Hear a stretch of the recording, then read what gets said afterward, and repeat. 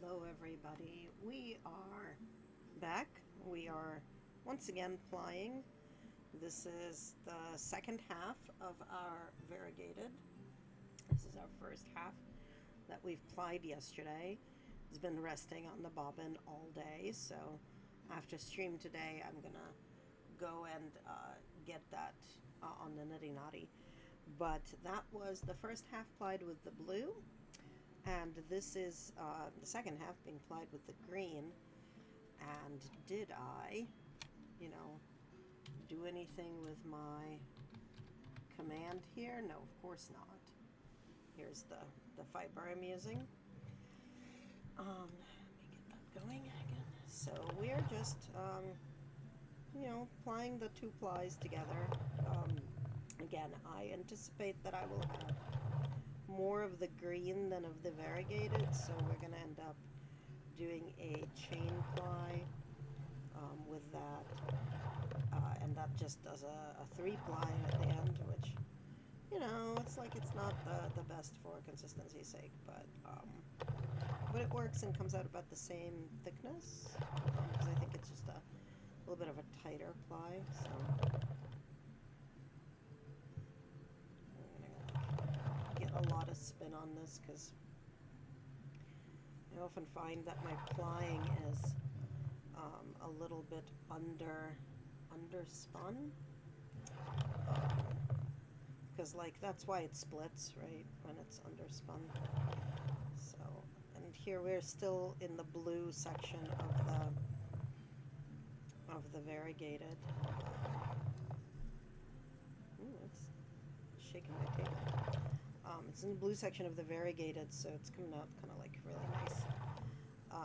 And it looks like we're about to head into the green section again, so that we're going to just have a bit of a green solid for a little while, and then we're going to end up in yellow, which is kind of what the color progression here is doing.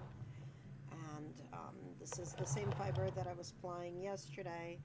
This is the July, I think, July kit from Greenwood Fiberworks. I just put a link up for them. They have a monthly kit sort of thing that I think they're doing for 12 months. Basically, there's a couple of choices. I am getting the mixed fibers bundle, so this is Polwarth and silk. And June was camel, yak, and silk, which was freaking amazing. And I have the August box and I haven't opened it yet. And the September box hasn't come yet because it's too early in September. Oh yeah, nice green. So basically, every month you get 2 4-ounce braids of solid, 2 different solids, and an 8-ounce braid of a variegated. And so this was, you know, this box had a blue solid and a green solid, and this sort of like a very nice bright grassy green, and a variegated that had this like blue to green to blue to purple to pink to orange to yellow to green to blue, etc. progression. So it's pretty nice. You know, it looks great plied both with the blue and the green, so this has been working great. I'm really glad I decided to ply it that way, because I was trying to decide, like, with the previous box, the colors were like it's like the colors of my high school. It was like oatmeal, sort of beigey color, and cranberry, and sort of like a foresty green, which, like, seriously, there was at least one year when I was in high school where that was just like, that was the in. Oatmeal, heather, forest green, cranberry. Like, that was the color palette for everybody. Didn't matter what you looked like, who you were, like, that was your color palette. That was what Limited was producing, and Gap, and Aeropostale, and you know, American Outfitters, and yeah, like Limited 2 or whatever. I don't even remember what we shopped at, but like all of that stuff. So yeah, those I chain plied. I chain plied the solids, and I chain plied the variegated. As I was spinning this variegated, I was sort of sad at myself for not doing a fractal of it, but I think I am going to do a fractal of the next color, the August one. But I don't remember what the colors are, so like I said, I didn't open the box. I did, look at yeah, we've started into the orangey yellow, like, with still a little bit of green, right, because it's merging in, but yellow is not, it's not a long color. Like, the greens and the blues are pretty long colors in the gradient. There's a lot of them in the braid. Not quite so much this. There's less of this one, but that's okay. So it's going to be an interesting variation. Oh my God. Okay, sorry. The pharmacy is calling me, so we're gonna.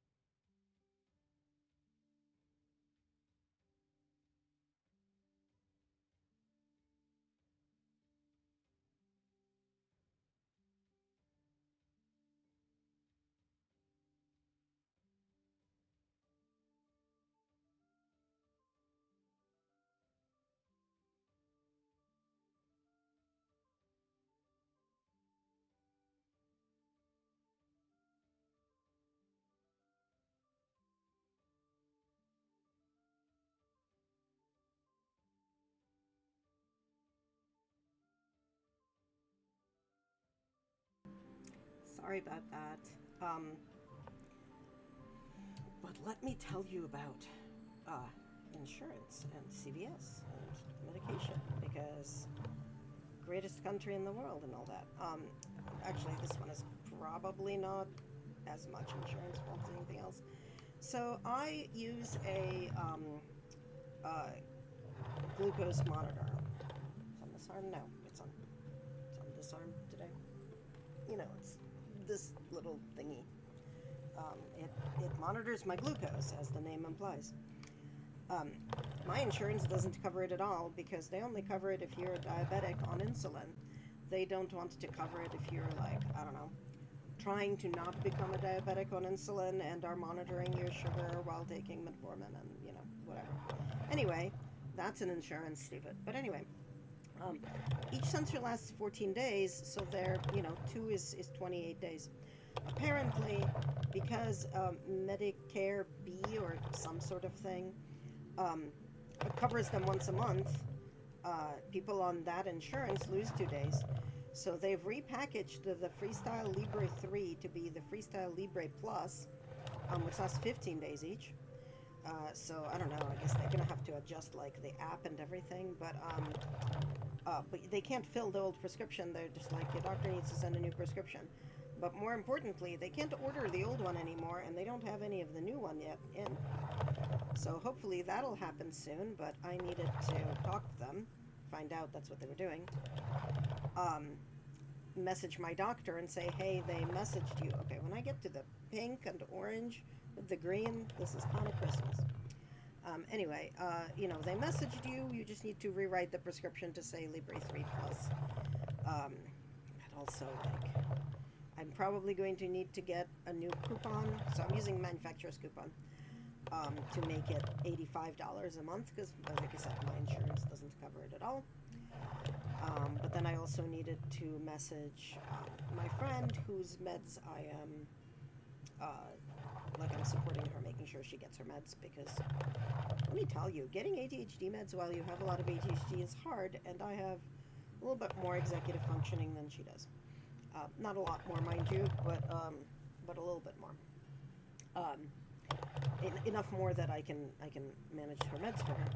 But anyway, because I manage all of her meds, I was like, oh, also, I just found this out from my CVS, so it's probably also true for yours, so be aware that you're going to need to get your endocrinologist to prescribe the thing.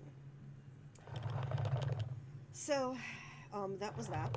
So sorry about that, but just needed to get that done, because also if I didn't message my doctor and my friend now, right after talking to CVS, by the time I was done with stream, it would have left my brain completely, and we would be, you know, never ever doing this. So, like I said, a little bit more executive function, but like not a lot more executive function. So again, sorry about the interrupt, but I needed to take it and deal with that. So also, consider this a reminder. Take your meds. If you needed to take daily meds and you might not have yet for whatever accidental reason, take your daily meds. And also drink water, which reminds me that I should do that. Not that this is water, but, you know, hashtag not sponsored, but Fresca is the life.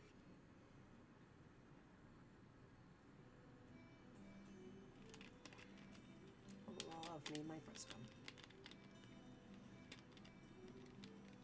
Yeah, with the green with the pink is a little bit, like, not my most favorite thing, but it's not terrible. It's just not my favorite thing.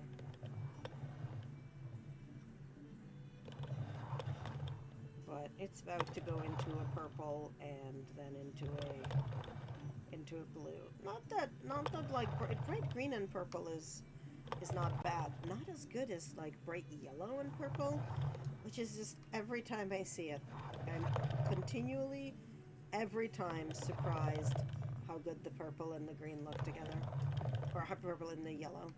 Like I don't know. I think I never expected purple and yellow to look good together, and they just really do, and I should know that because I do know lots of color theory, but apparently my brain just does not retain that information about purple and yellow, and so here we are.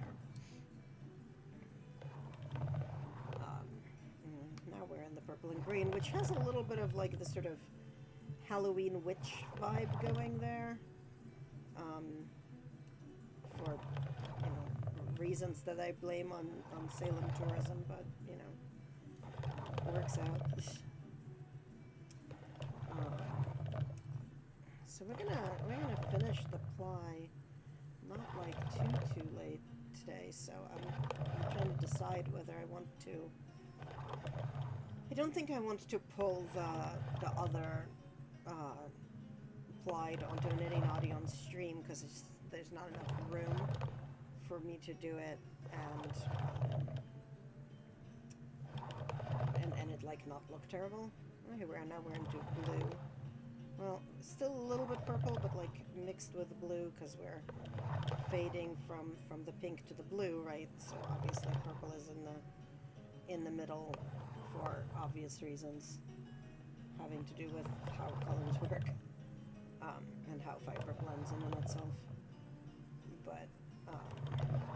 But yeah, so we can try to do that, but I think it's going to be like not very good because it's going to be out of frame a lot. And then the other option is to pop open well, there are two options: to pop open the box for the August colors and take a look at them and probably start spinning a single of that, or play some Fields of Mystria, or both, right? Start the next box and also play some Fields of Mystria. But I will have these, you know, 2 empty bobbins for this very purpose, so.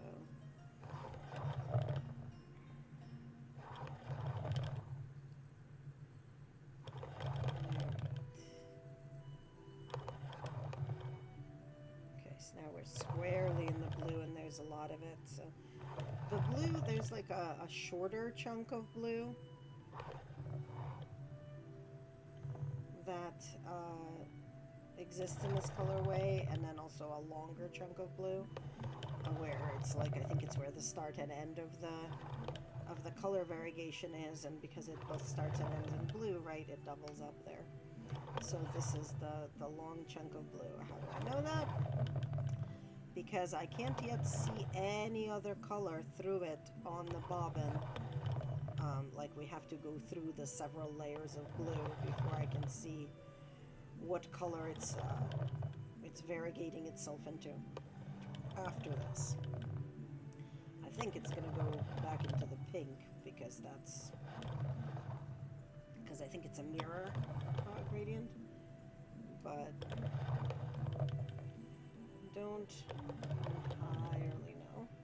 I'm starting to see glimpses of pink through the you know, through the layers of blue, but I don't know whether that's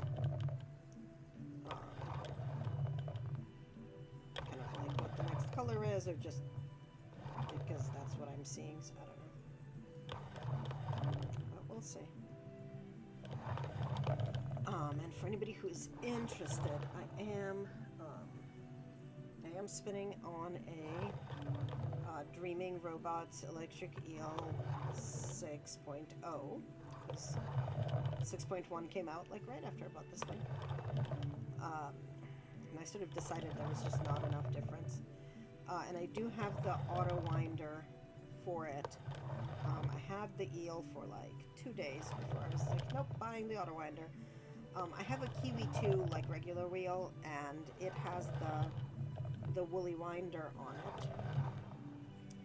And if you're not familiar with the woolly winder, it's a system where both the flyer and the bobbin have gears. So as the flyer turns, it you know, sort of as the bobbin turns, the gear in it causes a gear in the flyer arm to move the Archimedes screw kind of device that moves the yarn holder, the yarn hook, but yarn guide. That's the word. But that does mean that not only do you need to use their flyer, but you also need to use their bobbins. So it's like a, I don't know, $300 system, and then you buy $80 bobbins. And if they break, you are, you know, out of luck. The auto winder is a very different system. It's, you have to get the flyer. It's about $300. It was, I think, $6 more than the wheel. Because the thing with the electric eels is that it's about a $300 wheel. $298, I think it was. So the auto winder has one of the flyer arms has, you know, the same Archimedes screw with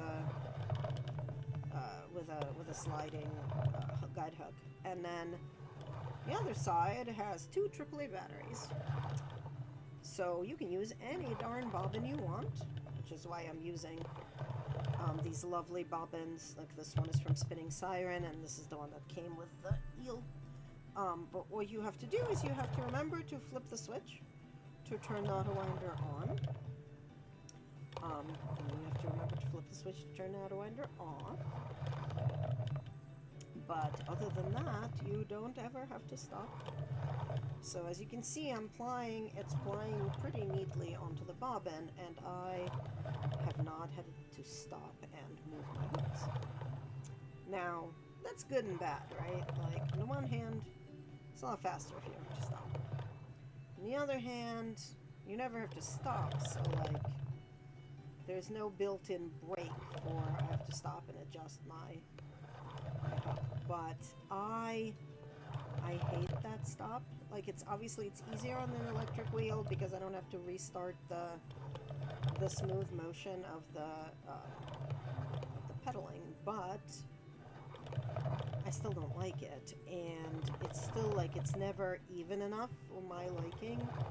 So having had the Woolly Winder, I was just like not willing to not have an auto winder system. So I pretty immediately picked it up. Okay, so we are going, so I was right, we are gradienting into pinks via some purples. So I'm starting to see a little bit of the purple mixed into the blue as we are going here. So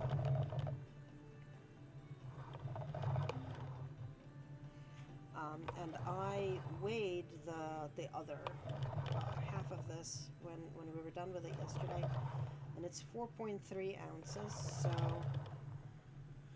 theoretically, they're supposed to be both. You know, if they're completely an even split, right? They will be both. Well, both will be 4 ounces. So this one will be a little bit less, which is why I'm thinking that I'm gonna have a bunch of green left over. But it's because I think I spun the solids a little bit thinner than the variegated, which honestly is the thing that always happens to me, right? Because with the solid, you're pulling off of the braid, and you know it doesn't matter; it's all the same. With the variegated, I'm sort of trying to not have patches of color, right? So I have to pull evenly across the braid top and all that. So I'm thinking. So next time I'm going to do the variegated, I'm going to try to do the fractal. Little bits of fiber, yikes. But so the fractal is going to be much thinner, so it's going to be a lot easier. But when I'm not doing a fractal, I've been thinking of pulling off each color just kind of in chunks and either making a roll log or just spinning the chunk, right, and not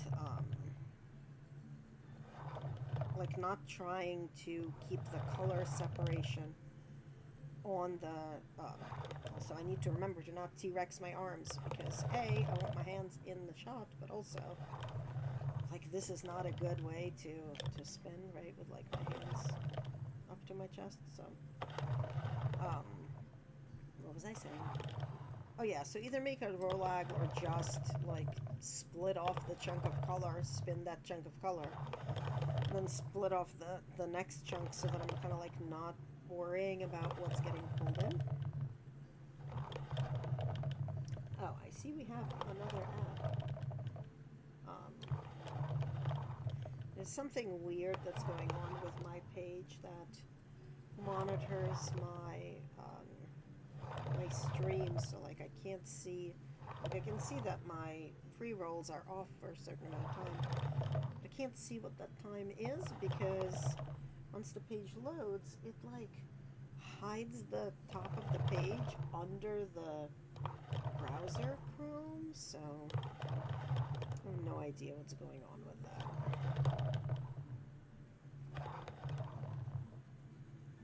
It's just like a thing that the browser just does sometimes, I guess. Alright, so we've gone through the pink, we're now getting into the yellows here. And it looks like the yellow is gonna, then go into the green, so.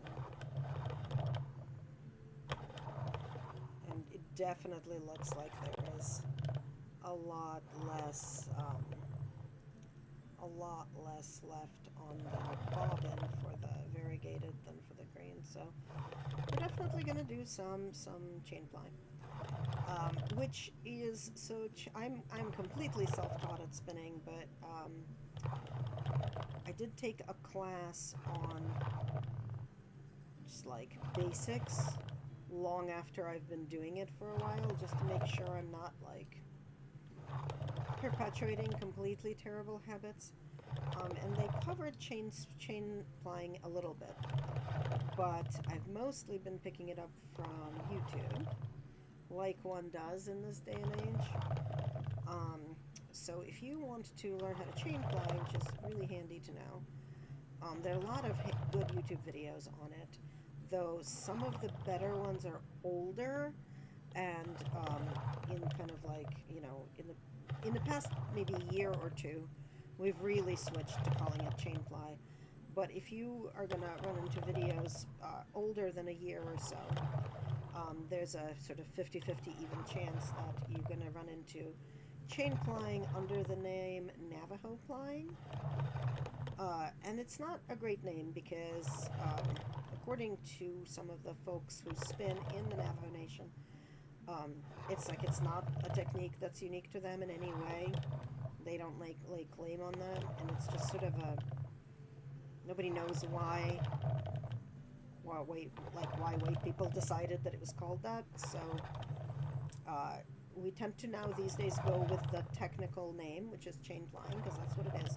Because basically you're taking your one single, and with your hands you're doing a crocheted chain, no hook needed, and you are then kind of spinning it as a ply, right? So you're ending up with 3 pieces of string everywhere, so it's a three strand ply. But you're doing it out of one single.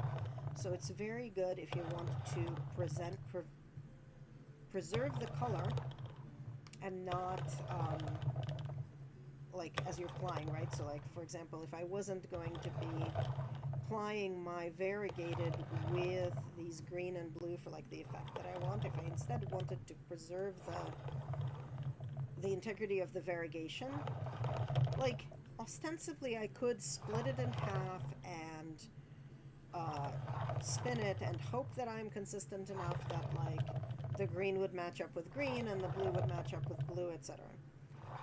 I've never been that good. So what chain ply does is it takes just that one single and it plies it with itself as you go. So if you have like, I don't know, a 3-yard length of blue in your variegation, you're going to ply it and you're going to end up with 1 yard of plied blue, but it's going to be all blue plied with itself and then transitioning to the next color that also gets plied with itself as well. Okay, we're now in the very, very light blue section. that is not like very common. I think this is the second time I've seen it. The other time was also towards the end of the blue ply. It's just the blue that is in there is just lighter than the normal blue, or that it is every other time. And it's quite a nice light blue, like sort of very sky blue. So it's a sky blue kind of mixed with this grass green is an interesting effect that I think I'm liking. But I don't know what the hell happened over here in the green, but we just had a big fat chunk. So sometimes you just get a big fat chunk because, hey, hand spun. What's that saying? The variable nature of this product reflects its handmade origins, or something like that. Like if I was selling my hand spun, which I do want to do, I want to sell this stuff because I can't use it fast enough. I would need to say that because, like, boy, is it really definitely have variance in it because of its handmade nature.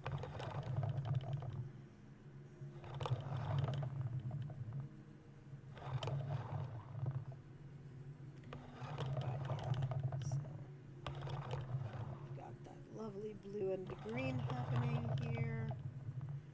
It looks like the blue is gonna pass into the green next, so we're gonna have the green to yellow to orange to pink transition, looks like.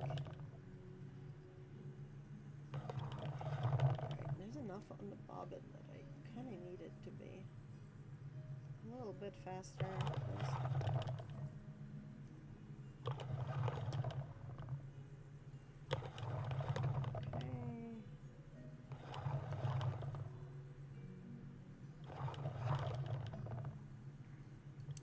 There's sort of two sides to consistency in spinning for me, and one is, you know, kind of obviously getting the single to be continuously similar to itself size, but the other is having a consistent amount of spin on it, so it's not like more tightly spun in some places and less tightly spun in other places.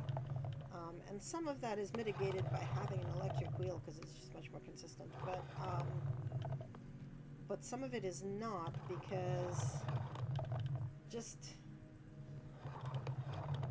you know, sometimes you wait a little bit more, a little bit less before it kind of like is feeding through, or, you know, your bobbin's getting full and you need to adjust your uptake, so your brake band, and you just, you know, did it a little bit sooner here, a little bit later there, and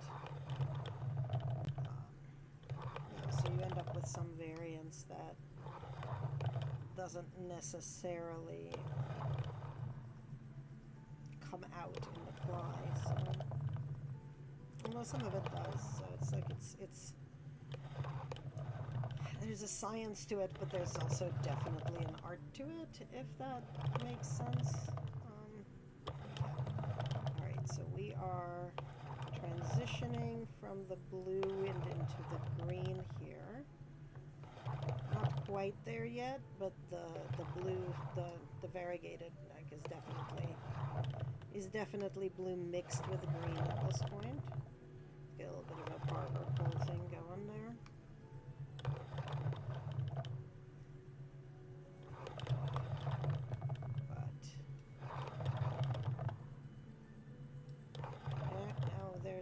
I was going to say we're mostly green, but then suddenly there was a chunk of a little bit of blue. Well, that's okay. Yeah, this is now pretty steadily just green. Oh. And every time I do that and kind of like flex my hand to make sure I don't get cramps, I think of this thing we used to do in school. So I went to school in Russia for a while because I lived in Russia for a while. But in first grade, you know, as we were like learning to write in cursive, and everybody was holding the pen with a death grip, of course.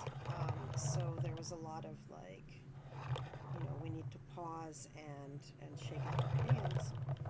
So we would have this group thing where everybody put their pens down, stand up, and recite a little rhyme as they flex their hand.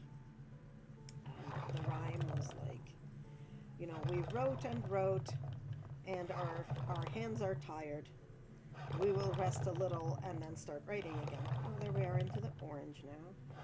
And it's the kind of rhyme your 7-year-old says when they need to do hand exercises for a specific amount of time in a group, right?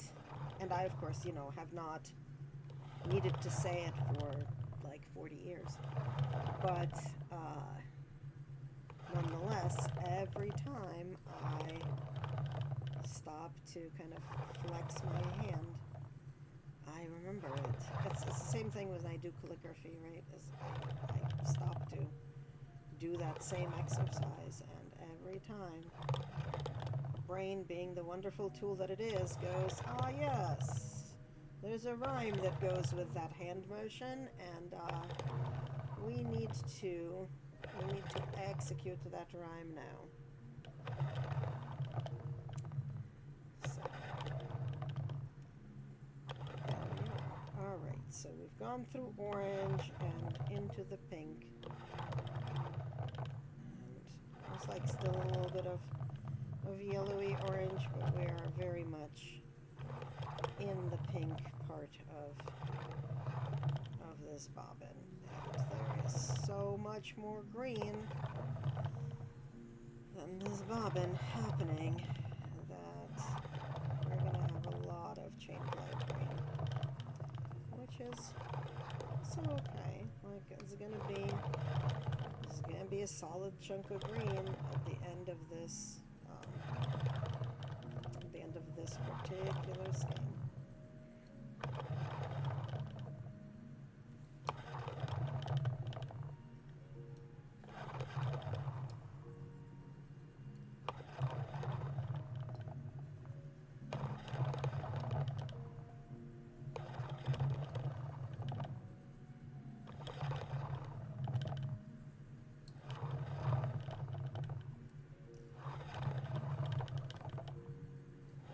I sort of wonder, right? So when I weighed the bobbin, it was 4.3 ounces, but like it had full 4 ounces of blue and half of the 8 ounces, so 4 ounces of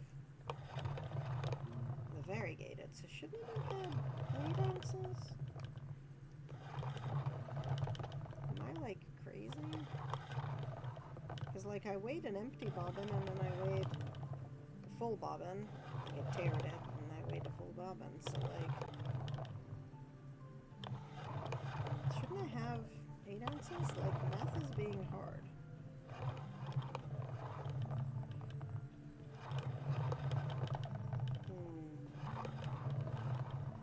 I'm very perplexed.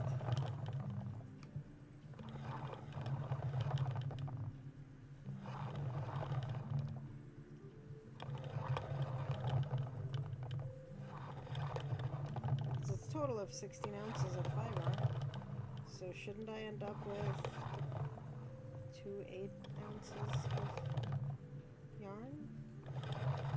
Because otherwise I lost 8 ounces of yarn somewhere into oblivion, and that's probably not a thing that actually happened. Okay, let's see. Let's back into blue here.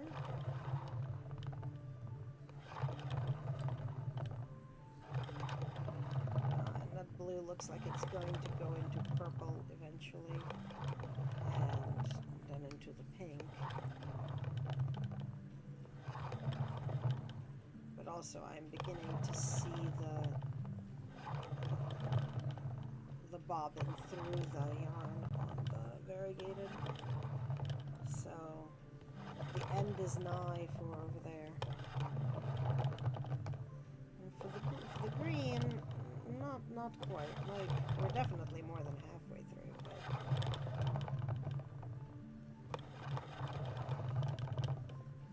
but also looking at wide bobbin. There's certainly a lot less on it than was on the blue, so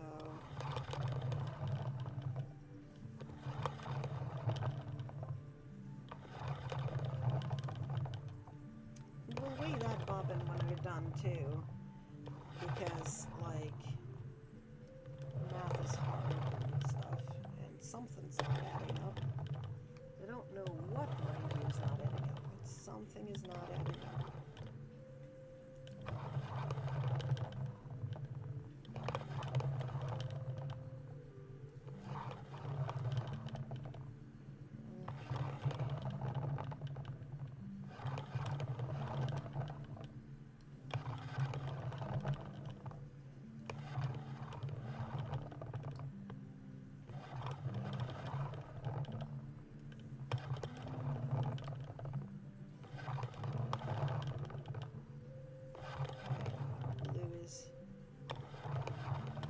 Thoroughly regular blue, and it might go into pink, but it might actually just stay blue until the bitter end at this point, because this is the long chunk of blue at the start.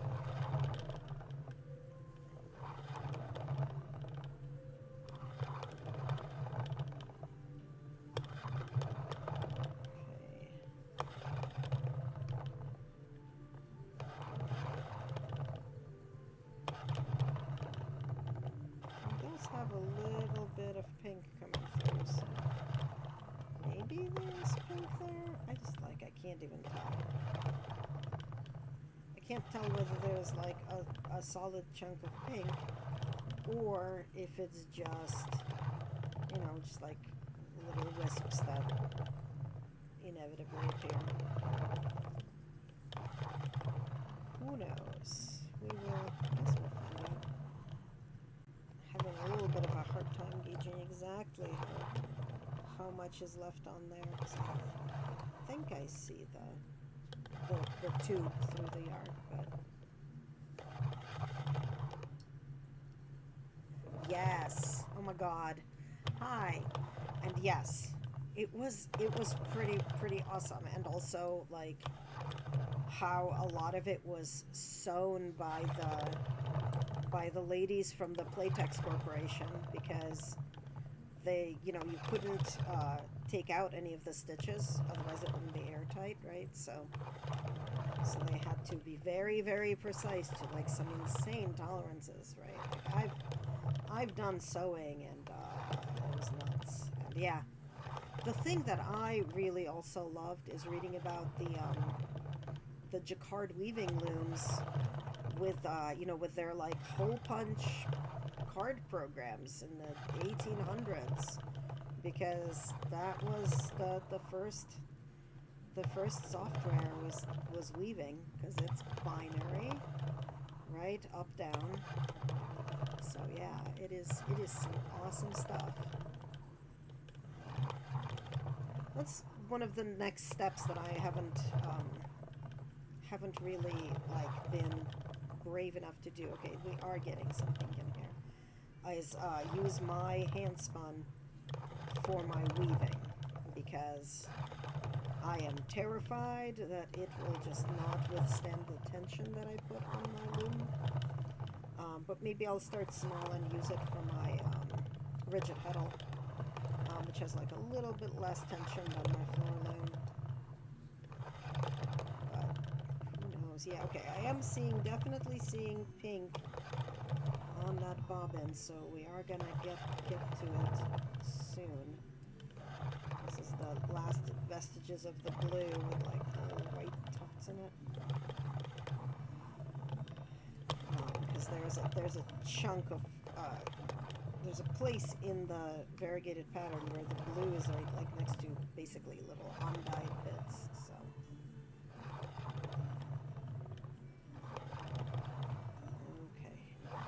Here's the purple coming in, and the pink. And I think pink is where we're going to end, because I am definitely seeing the bobbin. Well, so where the variegation ends, and we are going to start chain lining the green because I don't know what else I'm going to do with it, so it is just going to end up being the chain ply on the tail end of this variegated.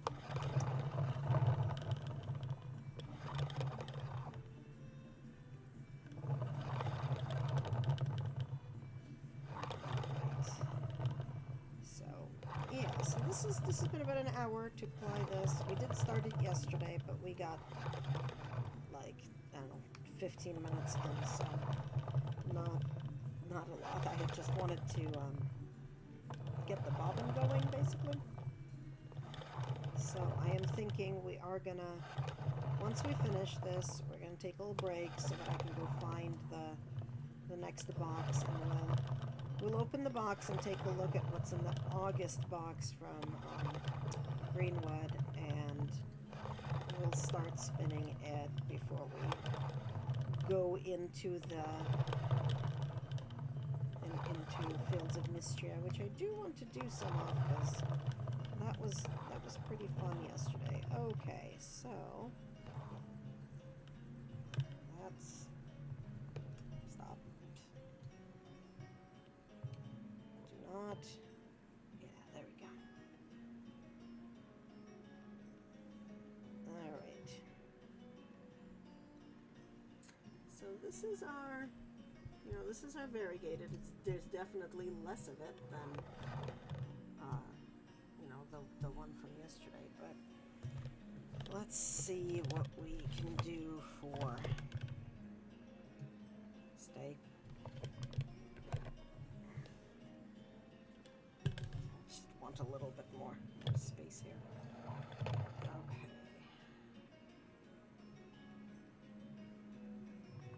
I'm going to get some of the chain going for the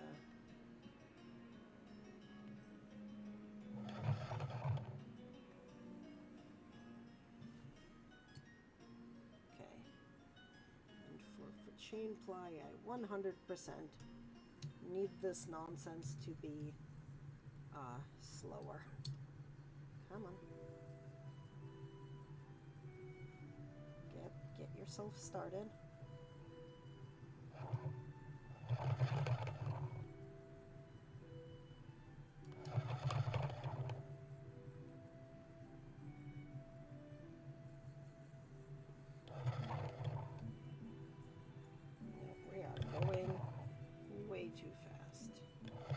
Mostly it just means I'm just getting too much twist on there, so. Okay, that is a little too slow. I feel like I just don't have enough space. There we go. And you can see, yeah, I do too. This has been a very interesting variegated. It's the July box from Greenwood. It came with blue solid, there's a green solid, and the variegated with blues, greens, kind of like yellows and pinks, which created also the purple and the orange in there. But you can see I'm just doing like, this is literally the crochet chain, but I am, so it's plying on itself. And it's got three strands everywhere that it plies up.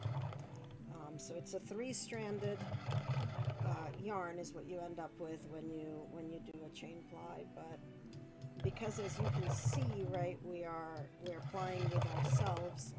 When you do have like a beautiful color gradient progression and you don't want to muddy it with a ply, you can always do this to chain it on itself. It does mean that, of course, like I said, our variegated is going to end up with a bunch of plain green, but that's okay. And I see the leader yarn poking through the green, so the end is in sight.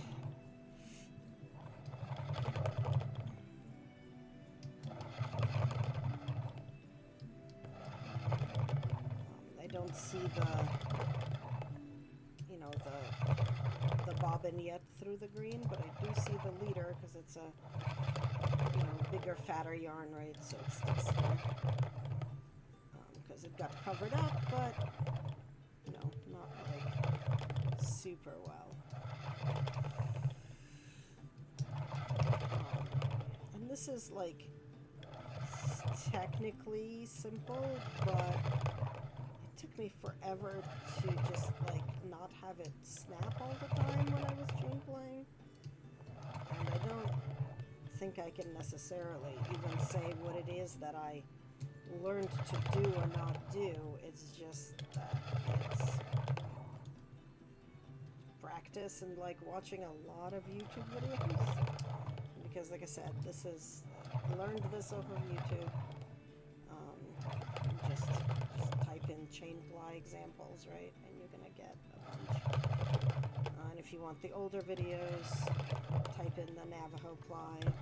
Again, it's not a good name because the Navajo Nation lays no claim on this and says that it's not their thing. So now we just call it either a three-strand ply or most commonly a chain ply because that's like what it technically is. So it's like literally the correct thing to call it.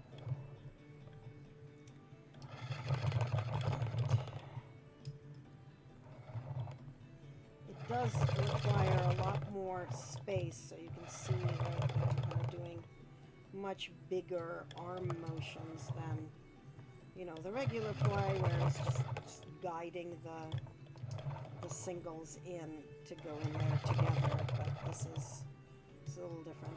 You can also see why this holds together a lot more, right? The chain plied yarn doesn't tend to split. What is going on? Can we not have problems, please? Like it doesn't tend to split, which a two-ply sometimes can, right? Like when it's all done and you're knitting or crocheting with it, the strands do can make with the variegated one. So because it's the same variegated that oh, and we're done. That's the end. Because it's the same, so I'll show you in a sec. Let me just feed this in there. Stop. So it is the same variegated strand, but I plied half of it with the blue single and half of it with the green. So you can kind of, see so this is the plied with green, and then this is the one that I finished yesterday. This is the one that's plied with blue. So you can kind of see such a difference in amounts. But there's a, actually I can show you, there's a scarf pattern that I found that I really like. And this is not blocked. This is a test knit of something else. So it's got like a garter stitch border and then a linen stitch, and garter stitch, linen stitch, and I ran out of yarn. But like an equal other garter stitch, but it works well with two variegateds that are similar but different. So I was thinking of making this kind of scarf with these two because they carry the same motif of that color from the variegated, but then they're plied with the two different ones. So we're gonna do some weighing because I am perplexed by what is going on. So let's see. So here we go. This is the same bobbin. So an empty bobbin weighs 3.7 ounces, right? So when we weigh this with the bobbin, it is 7.9, right? So if we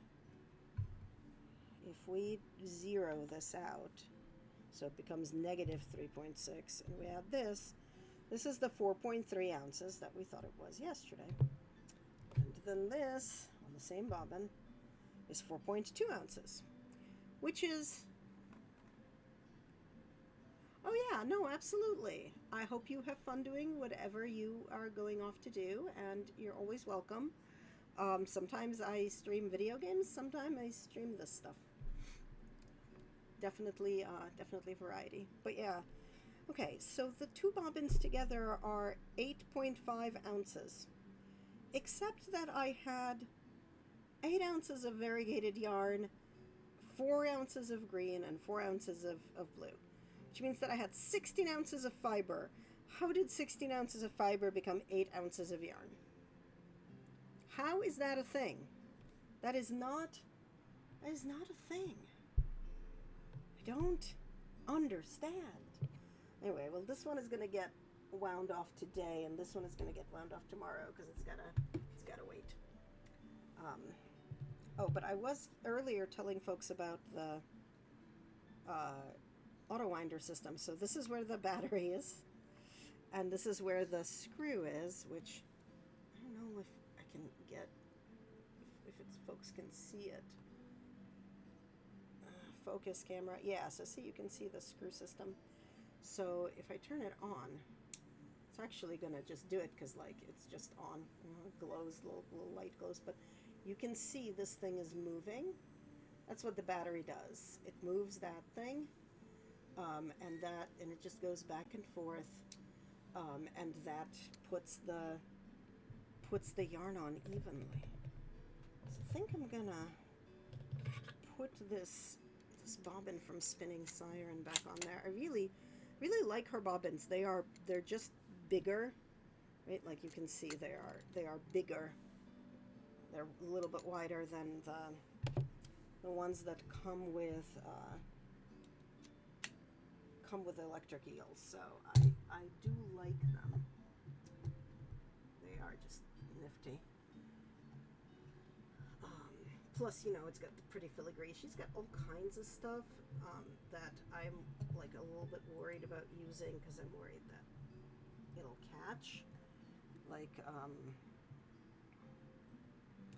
she's got one that says some. Wait, what is going on?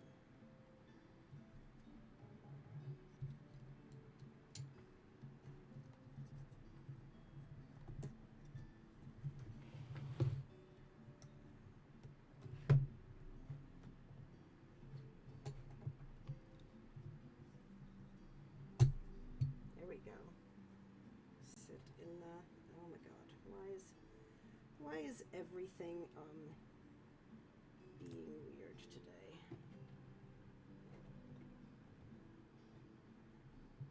Okay, good. Like, why is that not free spinning? Okay, it is. She's got like a bunch with like naughty words or cats with fun tails or whatever, and it's pretty cool. Uh, but yeah, okay. And let's put this apart. So I love this. I love this Lazy Kate from Dreaming Robots because it just comes apart and packs flat and like snaps in place and stuff, and just you can just just it's not taking up that much space. All right, this bobbin, I'm gonna need you later. Go over here, and my terrible scale from Weight Watchers that used to be a food scale and is now a fiber scale. Okay, so we are going to spin the other yarn, which I do need to get. So we're gonna take a quick like 3-minute break. I'm gonna run an ad, and BRB, right? As the kids these days say, BRB.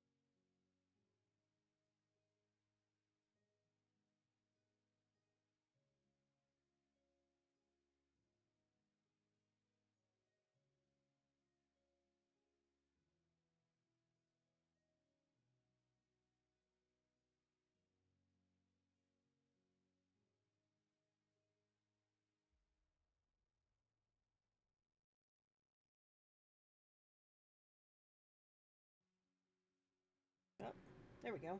And also helps if I turn the microphone on. But yes, welcome back. This is my box. Yeah, this is the post office.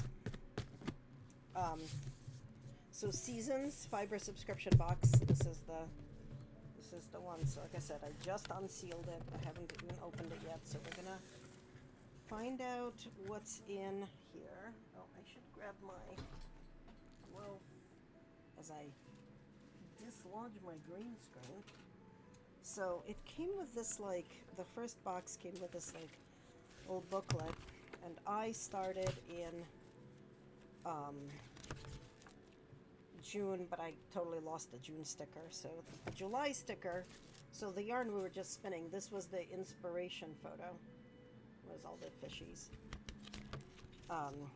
And once so I should write down that this was 80%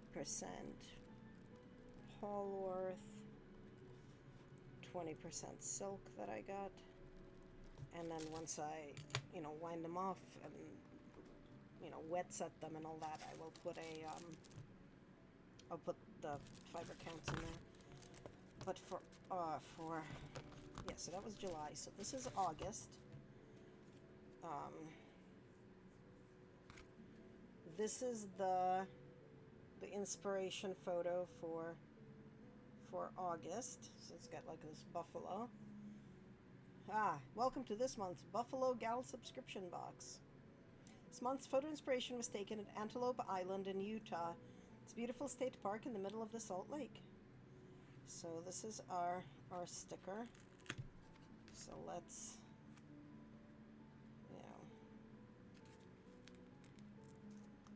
actually stick it into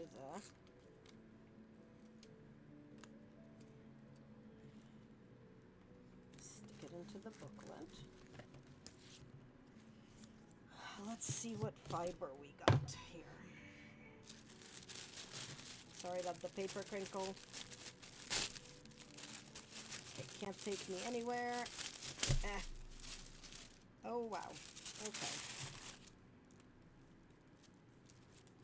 This is merino bamboo silk.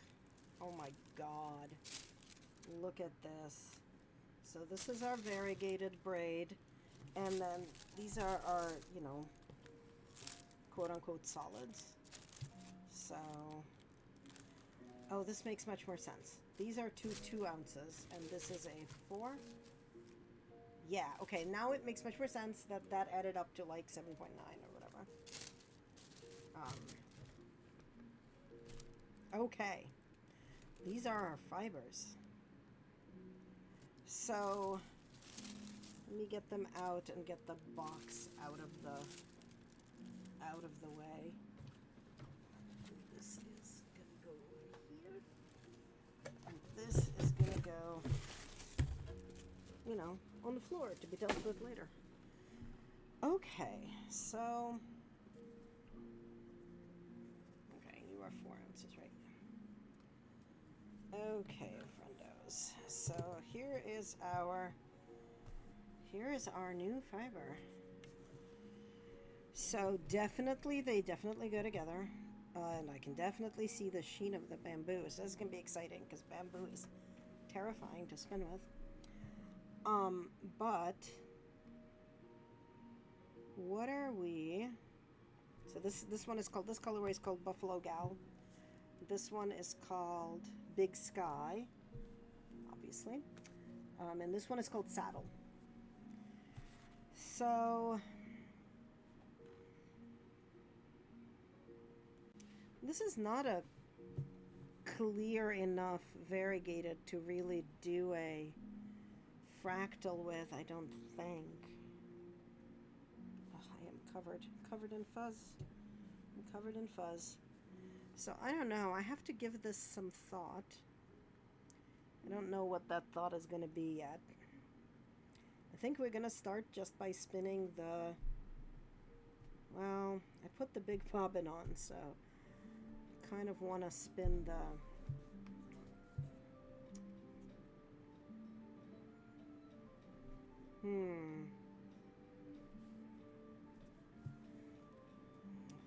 this up. What does it look like? So, yeah, because it's got the shot of white all through everything here, right? Like, I don't think it's, well, maybe it will be good for a fractal. Let's try it. What do we have to lose? Right? So just gonna put these away. Back in the box they go. Let's undo this braid. That is gonna be the start of it anyway. This braid, so this is something that this particular manufacturer does. Her braids are not pull braids at either end. You have to actually unwind them. So you can't keep the fiber in the braid to spin, which is something I'm used to with some of the other fibers that I use, which is really handy because, you know, the fiber stays like neat and less bedraggled. But okay, we're gonna have to do this not on the table, because if I do it on the table it will just not work very well. Okay, come on braid, undo yourself, braid.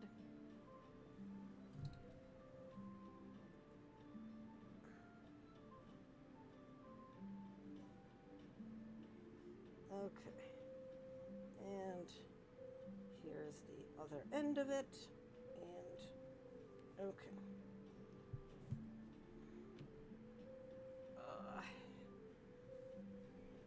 Alright, so what's our color progression here? So we've got brown to taupe to blue to taupe to sort of reddish, brown, taupe, blue. Yeah, okay, so it's basically, yeah, so like it's not a mirror, it's a blue to brown through the in-betweens, and then the in-betweens again to blue, and then blue to brown through the in-betweens, back to blue, back through to brown, back through to blue, back through to brown, back through to blue, and back through to brown. Okay. Which means that I think we just need to keep it all in the same order and spin the fractal like end to end, but I have never done a fractal. So we're gonna go to where I was Googling this. Let's see.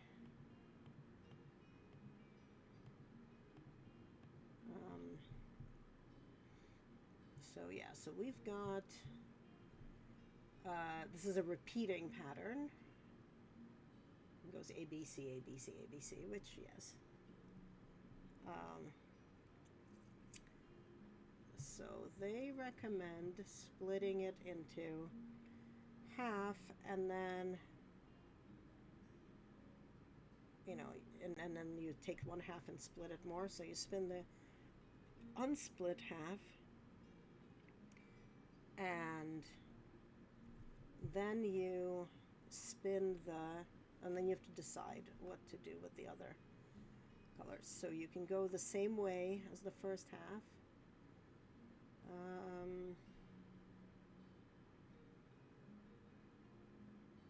Yeah, which I think is what we're gonna do. Okay, let me see. So I found like,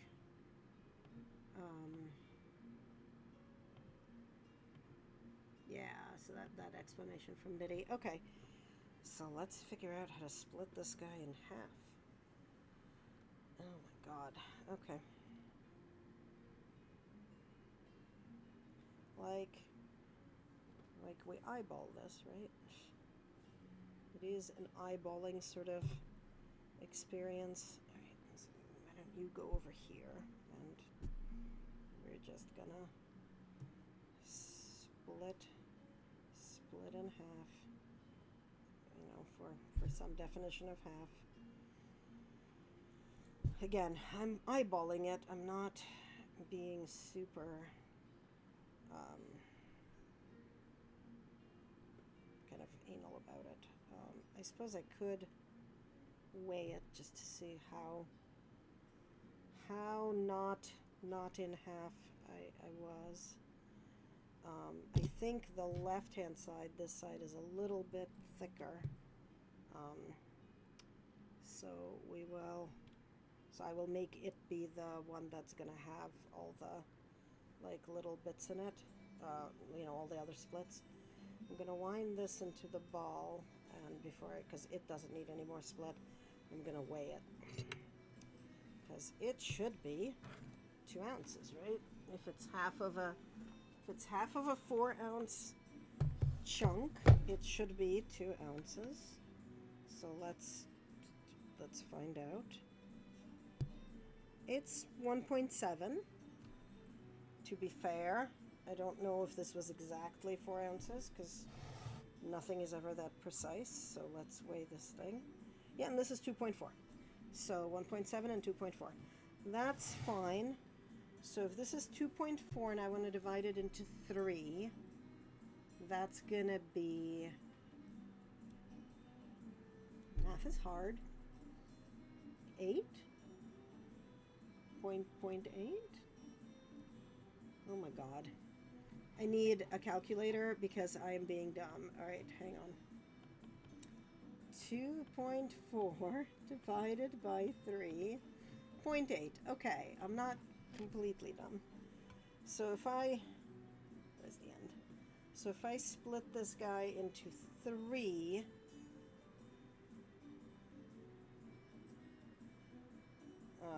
they should be 0.8 each. Right?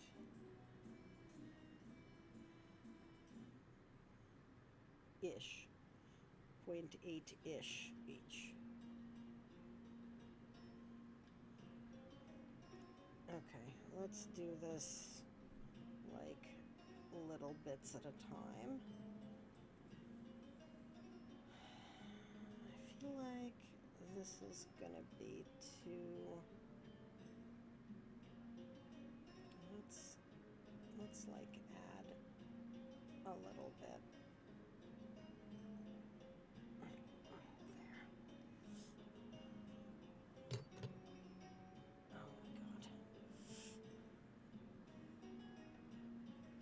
Splitting yarn is always so much fun, and by fun I mean really kind of that other thing, the not fun part.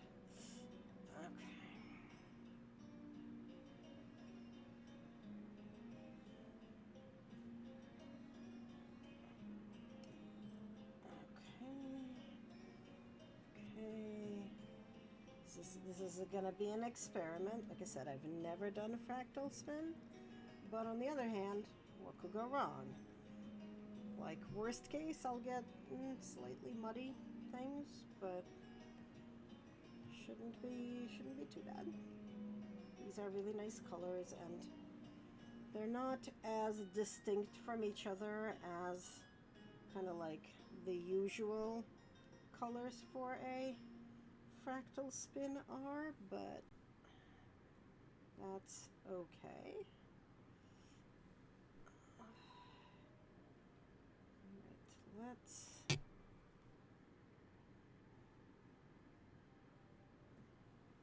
Alright, let's get things organized over here. I don't know what this is. I don't want it in my stuff. Okay. All right. So now we've got 3 chunks. Make sure when I wind them the same way as the big one, with like ending on the brown, so that I can start from it. Let's weigh them, right? This is going to be exciting. How close or not close to 0.8 are you? Okay, 0.9. Alright.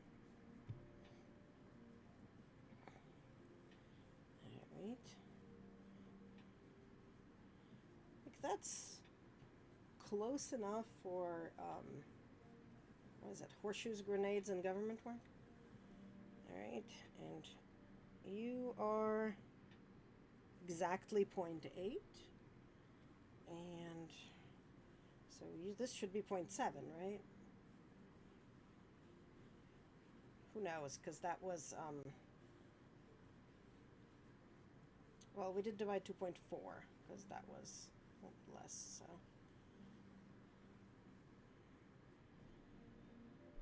0.7.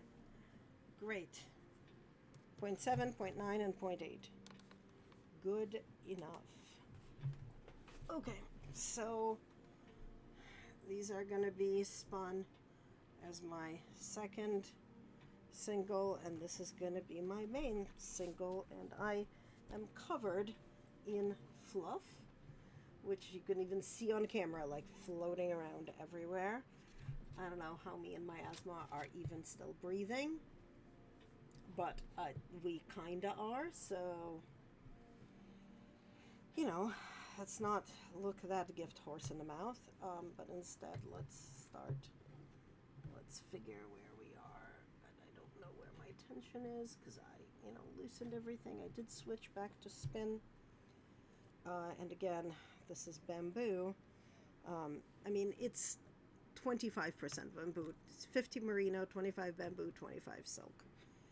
But who knows? Alright, I'm not, as usual, I'm not starting the auto winder until I got at least a little bit of this stuff on there. Let's start slow, shall we? Okay, not too slow, because if it's too slow, I will go crazy. Okay. Okay, are we getting any pull? We are. Okay, great. Are we on there yet? Yes, we are. Okay, good. We've got fiber on the bobbin. We can start the auto winder. I don't like starting it before I get like past the leader onto the bobbin, because it's such a pain. Like if things break or go back or whatever, it's just a massive pain in the behind to stop it and rethread it, and the auto winder has moved, and like the leader is now like not long enough or whatever, especially on this bobbin, which has a pretty pretty short leader. So I just like was not gonna deal with it. So I get it going, I get a couple of winds onto the bobbin, and then I get the auto winder started. Like it doesn't mess up anything, it doesn't create a big bump or anything, because it's just like the leader and a little bit of fiber. So I do love this color combo, and it's got sort of like a little bit of a, because it's got the silk and the bamboo, it's got like almost a pearlescent sort of shine to the white parts of it. So I think this is going to be very pretty when it grows up to be a real yarn.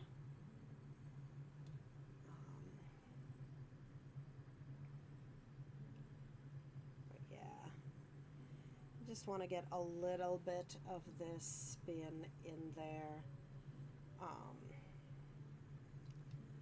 before I move on to I do want to get a little bit of Fields of Mystria in a couple of days. Let's see, it's 5:47. We've been going for about an hour and a half only. But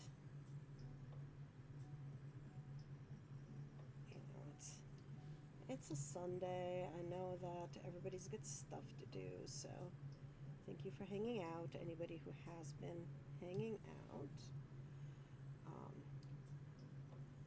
This This is a gorgeous colorway. I have absolutely zero idea of what I'm gonna do with it, although it makes me want to say that I should make something for my housemate with it, because I think he'd appreciate these colors. They're not like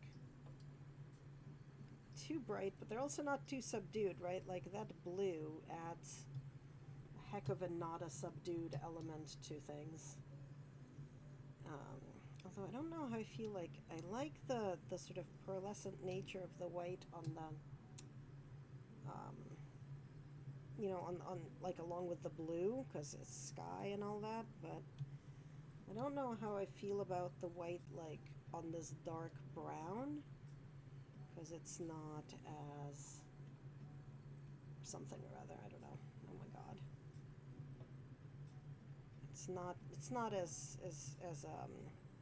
you know, thematically appropriate, I guess, is the right term there.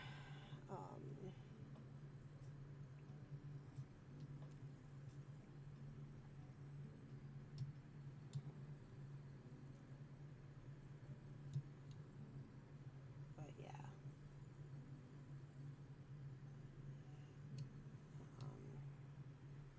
Maybe we'll go until 6 o'clock and maybe do Mystria, maybe not, maybe just raid out. I don't know. Haven't quite decided which way I want to go with that yet. I'm kind of playing it a little bit by ear.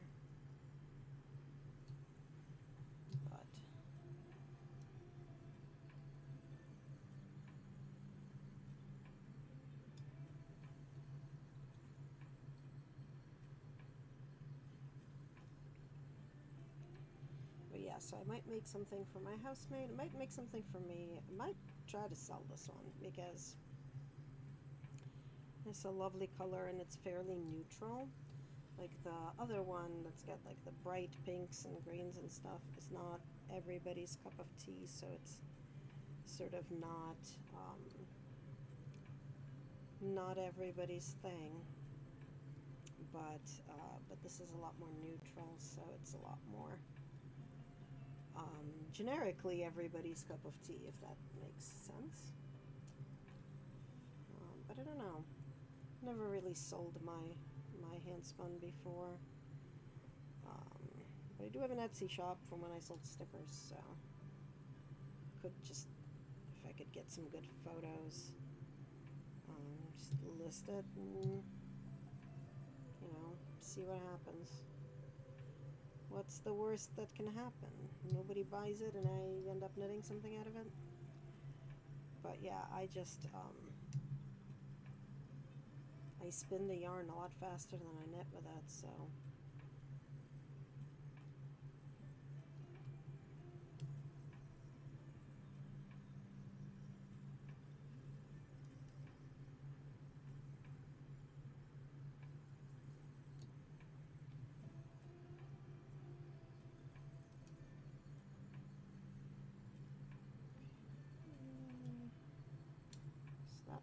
That was the dark brown, and we're kind of entering the lighter brown now. Well, almost. Just a little bit more of the dark brown, and then we'll enter the light brown. The light brown is almost like red, like a fox red color, right? So very orangey brown.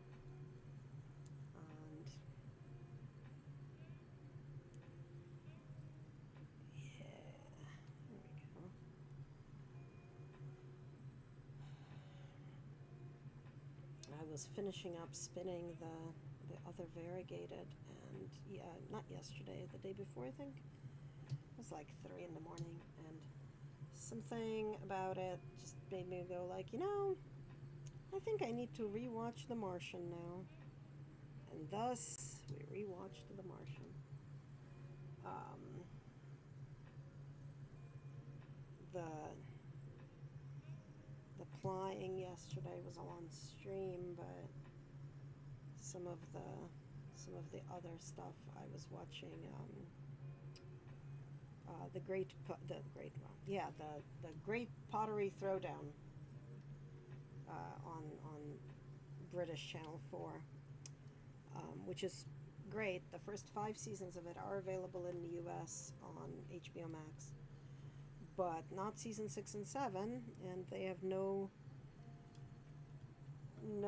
intention of showing those seasons. So I decided that, I have a VPN. I got a VPN because I was visiting my parents. They live in Jerusalem. So I was visiting my parents, and the new season of Top Chef had started on Bravo, and I was like, oh, I need to watch this. But I couldn't watch Bravo from over there because, Bravo says you have to be in the U.S. to watch it. And look, I'm not trying to steal the cable. I pay for the cable. I want to watch my show.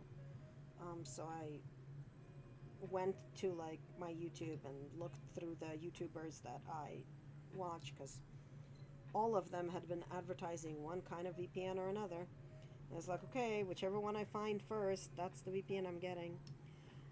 So I found Brain Blazes, Simon Whistler's like advert for Surfshark.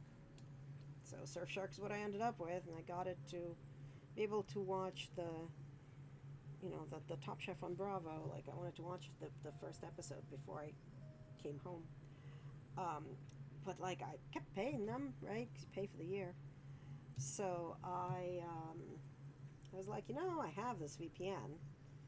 So I went to Channel 4, and you have to register. So I registered, and they're like, where do you live? I'm like, okay, well, my VPN says I'm in London.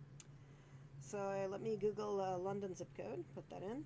They're like, what's your address? And I was about to panic, at which point I realized that once you put in the zip code, they just give you like a drop down of all the addresses at that zip code. So I kind of just picked one. I hope they don't send me mail. But yeah, so I just run the VPN, and when I'm on the VPN, channel4tv.com, I think it is, or something like that. I don't actually remember the URL, but it just works. And I also have the same for BBC One, where they've got a show that is just not in the US at all, and it's called The Great British Sewing Bee, which is amazing. It is, again, it's like the British Bake Off show. It's a bunch of amateurs, and the judges are professionals. So in this case, they were professional tailors, and these are like home hobbyist people who sew clothes. And there's just many seasons of that, and it's on BBC One, and it's not on any US anything. Like, I watched season 1 maybe a decade ago on YouTube, and I tried watching season 2 on some, because YouTube didn't have it, on some other channel, daily something. Anyway, it was one of those, like, clearly this is not super legit, because things kept getting taken down a lot. It was just like, and so I never went back, and I never finished any of the other seasons because it was just too annoying. But with the VPN, my computer just thinks I'm in London. And while I'm in London, I can do all the things. I did discover that if I forget to turn the VPN off, OBS doesn't connect to the Twitch servers, because it's trying to connect to like the, US East Coast server or something, and it fails to connect. But as soon as I drop the VPN, obviously it connects back up. So it's sort of a question of remembering to turn the system on and off. Alright, so we are entering the blue, and the blue is going to be in like a big chunk, right? Because I think it's the longest color. Both the other browns, like maybe together, add up to the same amount as the blue, but they are very clearly like a dark brown surrounded by 2 lighter browns on either side. But the blue is like, it's pretty long. You can see, right? So let's get into it. It is, it's got the shots of like the whitish color shooting through it, and we're pretty much through any vestigial brown bits. So this is the lighter blue, both because it's got, I think, more of the white clouds in it, but also it's a lighter blue. The goal here is to spin a pretty consistent thin single with no like weird lumpy pits.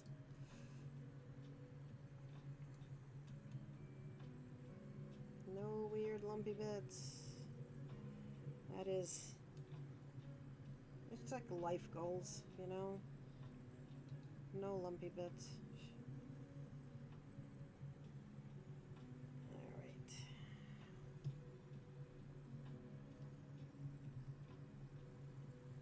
The bamboo and the silk together are just making this super slippery. But the 50% merino is kind of saving it.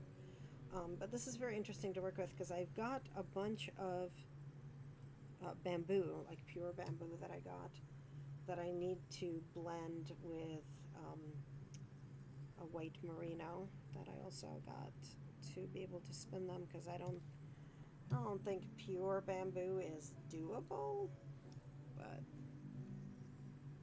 I mean, I'm sure it is, just not by me.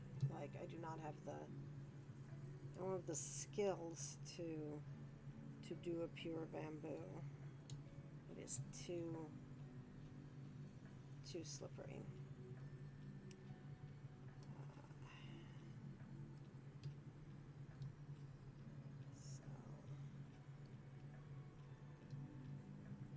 Do not get too thin. You will snap and break, and I will be sad. Yeah, this is like, you can't quite let go of it. With the Polworth silk, I could just let go and pull back and not really have to guide it, but it is just gonna pull too much, too hard, because of the slipperiness of the bamboo and the silk. So how are we doing on there? Okay, we're almost. There's almost been enough blue to just cover the whole shaft, but not quite yet. So it's just fine. We've got a lot more going, so not a problem. Right.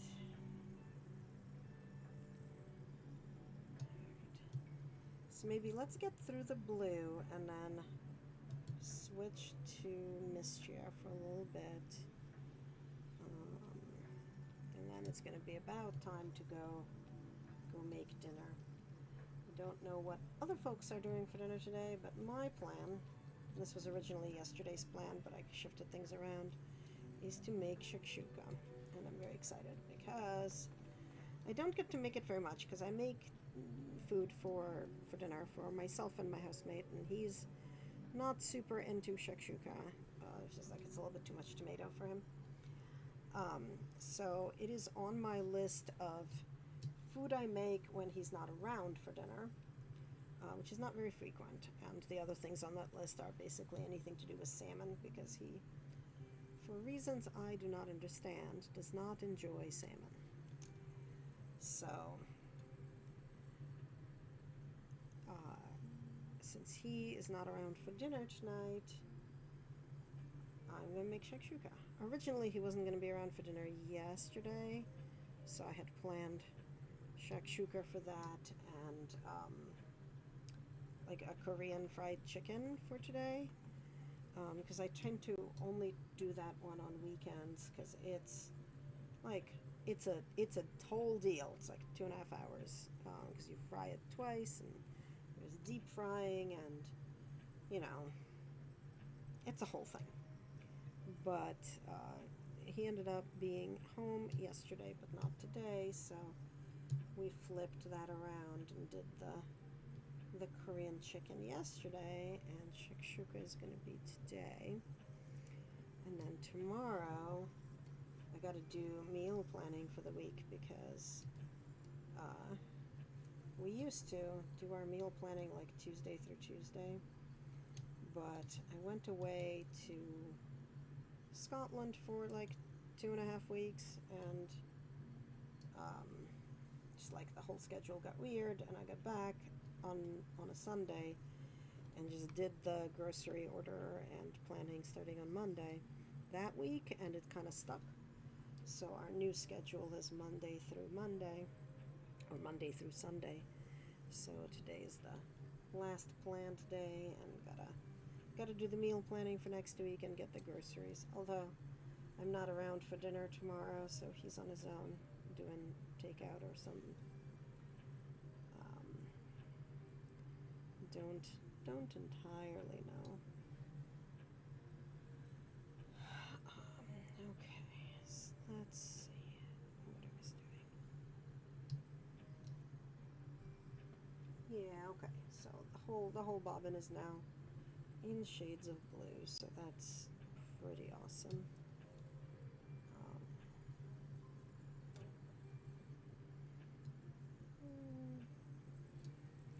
I'm trying to stay in view of the camera for this with my hands, but sometimes that's a little hard. I tend to T-Rex with my hands, right, and bring everything to me, but that doesn't make for good posture, good yarn, or good streaming, so.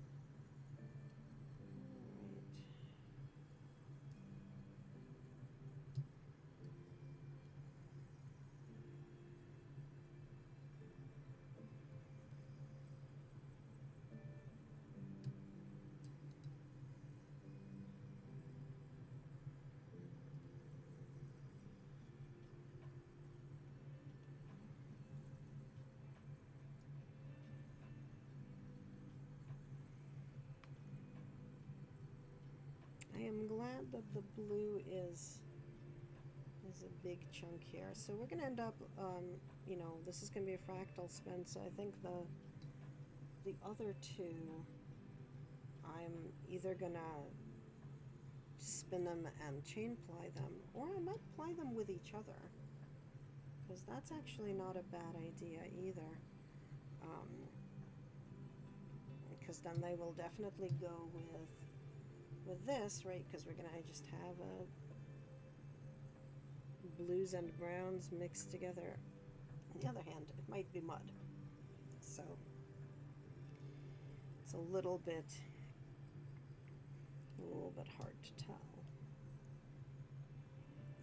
I did like almost this shade of bright blue that I had. One single was that blue, and the second single was black, and it ended up really interesting. Like, it's not a bad color, but it did absolutely like dull out the blue. So, well, it is what it is. Alright, so we're almost done with the blue in that it sort of becomes a pure white after a while. Like, obviously we're not done, there's still a bunch of blue, but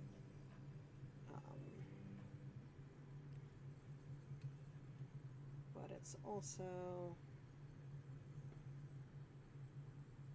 very much going into white at this point.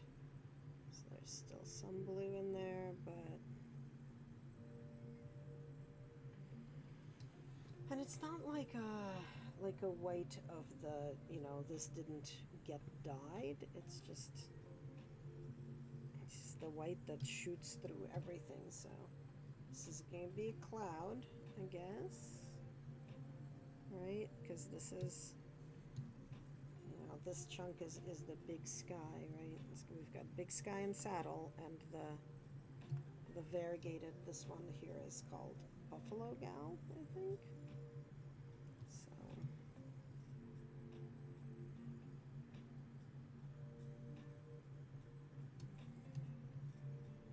I'm gonna get it to the brown before we stop for this stream anyway. I don't know if I'll be on tomorrow. I have a doctor's appointment at like 9 a.m., which means that I have to wake up around the time I normally go to sleep. So I don't know how dead I'm going to be, because I don't know how early I'm going to be able to go to bed. So, because I also have something in the evening, high chance that I'm going to come home from the doctor and have nap time. But I don't know. I could also be like completely wired and awake. So I'm gonna try to do a stream and to do more of this spin, and also show some pictures of the other two, like on Nitty Naughty and Skeins, because I'm gonna pull them off on the Nitty Naughty. I'm gonna go wash them. That's gonna be a tonight project, because I want to get that done sooner rather than later. By which I mean I want to like try real hard to not procrastinate on that. And then they just gotta dry. And I mean, this is a pretty thin.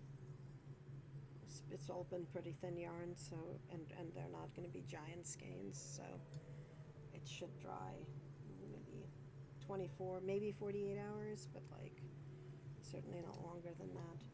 Which is good, because it absolutely takes over the bathroom when it does that. Because what I do is I go dunk them in the sink, I snap them against the basin of the tub, and then I hang them on the shower curtain rod, because that way when they drip into the tub. But it means that like you can't use the tub, right? You can't take a shower while that's hanging there.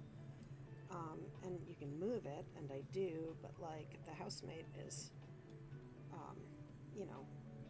hesitant to touch my shit, especially when it's like, in his opinion, I think, fragile, delicate, handmade stuff, which I appreciate. Like, I'd rather he was cautious with it than the other way around. But it does mean that he's like, I can't take a shower. It's just like, you can just ask me to move it. Anytime you need me to move it, I will move it. Like, I will hang it on the clothesline, or I will hang it on the back of the door or something while you take a shower, and then I'll put it back up. But especially if it had an hour or two of hanging already, so it's like not dripping anymore. Like, I can move it on the clothesline that's above the washing machine, and it won't get stuff all over everything. All right, so we are definitely done with the blue. I guess maybe let's get through the white too. It's like the white is very much really kind of like an ecru or beige. It is shot through with some of the brown, so it's not like it's pure white of clouds over here. When it was shot through with the blue, that made sense for the clouds. Here it's just sort of like very, very, very pale taupe or something. Puce? No, it's not puce. Like beige. It's light beige. No. Let's not to be like we're in the wedding industry where there's 57 shades of white for dresses. Oh my god. There were like 6 kinds of eggshell. There was eggshell white and cracked eggshell white, and let me tell you, they all looked like white.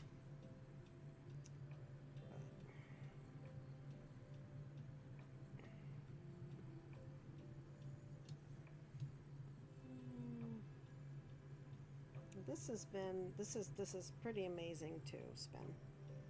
It's very, very, very, very smooth and easy to pull, like no snarls, which is pretty amazing. Let's see if I can. This is gonna be an exercise in. Can I press the up arrow? I can. Yeah. So this is, well, I need to change that because the Polworth and Silk was the previous one. This is 50% merino, 25% silk, and 25% bamboo. But the greenwoodfiberworks.com is the site where I get this yarn, this fiber from, and it is lovely, and they are lovely, and I really enjoy everything. Like, I've loved everything they've sent me. There's not been a single thing I didn't like. You know, like that variegated earlier had colors I would never dream of getting myself, like that grass green and you know, the hot pink that was in the variegated. Like, normally I would be totally put off by that, but you know, it came in the box, so I used it, and it came out great. Like, I really enjoy it. So, you know, hooray for trying new things. It's like when people get, you know, CSA boxes and they get vegetables they don't normally use. I got a friend who was telling me, he's like, I've never cooked with kohlrabi. Not sure I've ever seen kohlrabi before, but it came in a box. So we Googled recipes, and hey, it's good stuff. I'm like, glad that it is. Right. Ugh, that's a piece of, I don't know, schmutz, something, dirt, something that I don't want to have end up in my final yarn. You know, I was gonna go through the blue and then stop, and I am bad at that.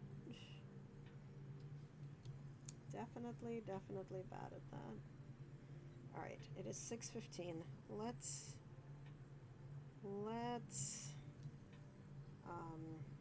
stop and switch to Fields of Mystria and go until 7. How does that sound? Look, I've stopped the spinner. That's how you know I mean it. Okay. Yeah, this is going out pretty nice. All right, let's just turn this off. Put this away.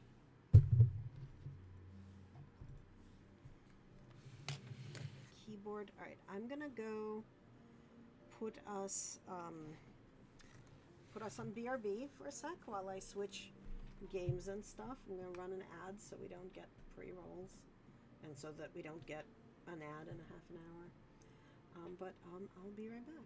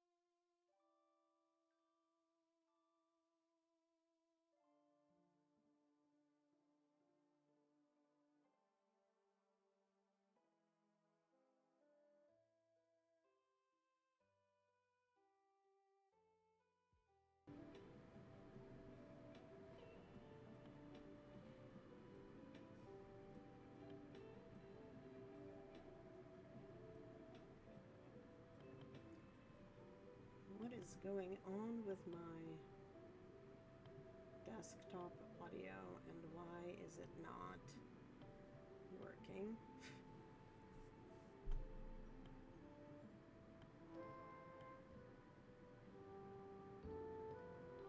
Okay.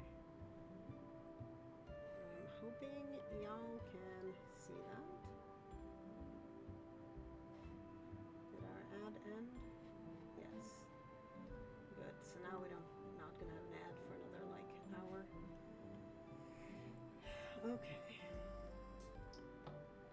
Alright. Why are we not getting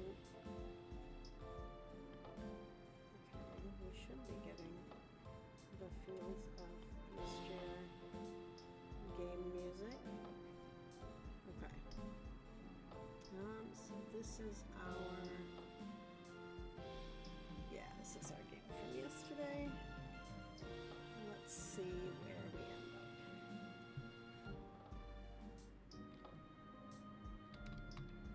Right, we saved in the middle of the day. Okay. Oops. No. Right, we got cherries, we got new sword and stuff. We have to go meet Adeline in front of the manor house. That's what we needed to do. Let's put away our extra cherries. Oops, not our extra cake. That got watered today. Yes. All right, so we gotta go meet Adeline. Let's go meet Adeline because she's got another project for us.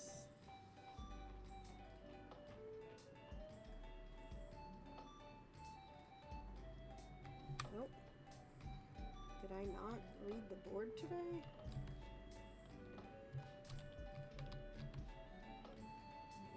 Somebody needs a strawberry. Haaland needs a strawberry. Okay, I'll get you a strawberry at some point. That is not right now. Right, it's a Saturday market. Oh, yeah, okay. Maybe I'll get you a strawberry now. It's still 10. I am definitively not going to the mines today because it's going to be already too late. So I have time to go back to the house and get your strawberry. I'm pretty sure I have saved some. Yep. Here's a strawberry, right? One is what he needed. Nope. Yep, one strawberry. Okay.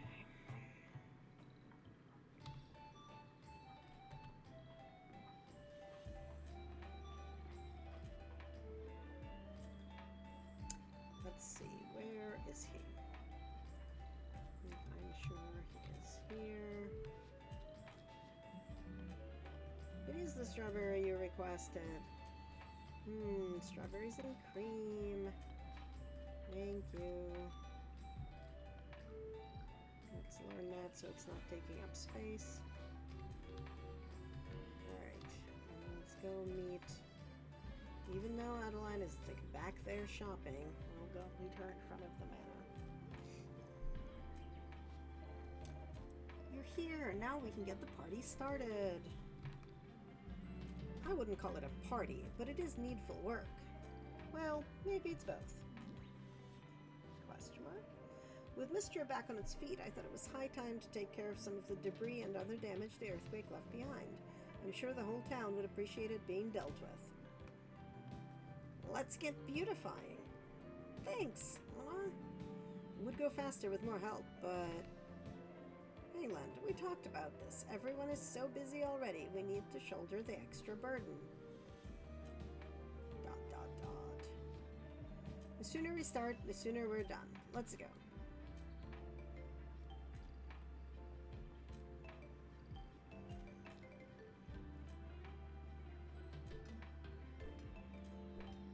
Okay, let's fix stuff.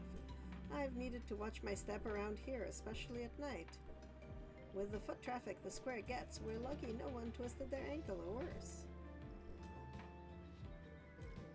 Hey, you three! Doing some repairs? Looks fun. Why don't you two join us? Why not? Definitely better to take care of these cracks now. Knowing my sister, Dal will probably try to dig these even deeper. Yay, we've acquired more helpers. We're making such good progress. Thanks for helping out, you two. Hardly feels like work when we all get to chat. Yes, well, that's why you do shit in groups. This is gonna leave us with a lot of leftover stone. I think we have a use for it. Why don't we fix the steps up to the summit? Ooh, these would make perfect repair materials, and there's less hauling for us to do as well. My word, was tidying the museum campus on the docket for today? I think these youngsters are trying to get one up on us, Earl. Let's show them what we can do.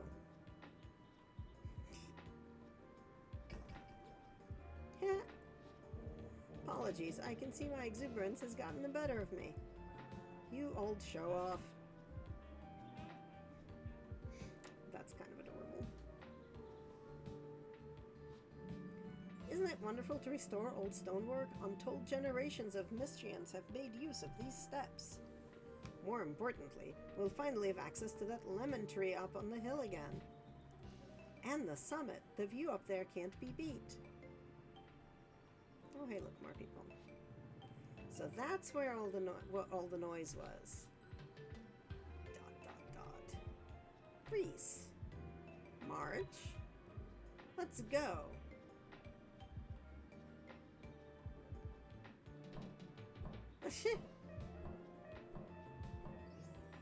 That's how we fix stairs, by pounding at the bottom. Phew, I'd say it's a job well done. Shall we head up to the summit? I confess I've missed the view. Yeah!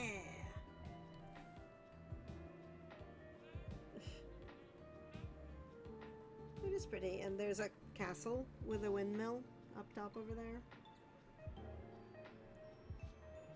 Can't believe it. My whole list checked off so quickly. Next time, just put out a request, Adeline. Miss Celine is correct. Where Mystria is concerned, I believe there is no one in town who wouldn't pitch in. Everyone, thank you.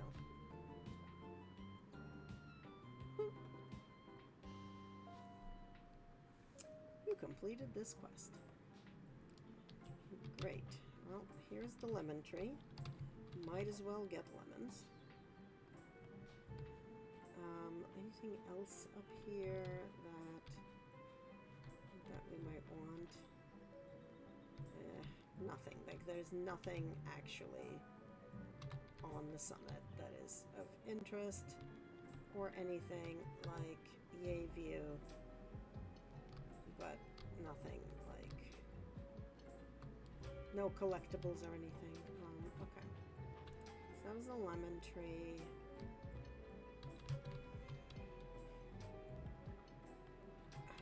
Nope, this way. Let's collect this fish. I'm sure it's not one we need, but we might as well get it. Yep. Oh good, and now we have access to this thing. Clear water fills the fountain. Drink some? Yes. I would like some stamina back, thank you. Okay, well since we are here, let's go get the stuff that's here. Oh, come on. Nothing new. Nothing new. Nothing that I need. Oh well. Anything up here? No. These steps are not fixed. I hope they get fixed someday. I think they get fixed pretty soon, actually, but alright, well, nothing to turn in. Turn around, fish. Look at my bobber. Go bite it. Isn't that delicious? Do you want to get caught on it? Alright, you know what? Like, it's early, but I guess let's go. We do have a better pickaxe now. And we did get to level 15. I want to get to level 20, like, real badly, but... Please burn out. Burn out.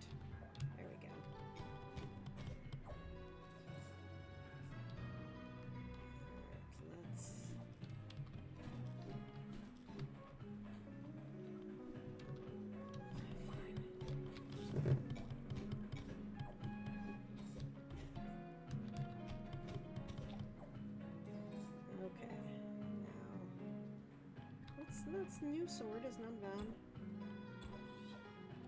I should be able to charge and yeah. How does that work? I feel like it's not worth it to actually charge, but it does break things faster. So like, okay, I want my ladder. Where is my ladder? Thank you, ladder. Okay. Oh my god. Right. Nope. I need switch to the sword, please, or I will die. Yeah, those guys do. Like they really only die when you reflect their own stuff at them.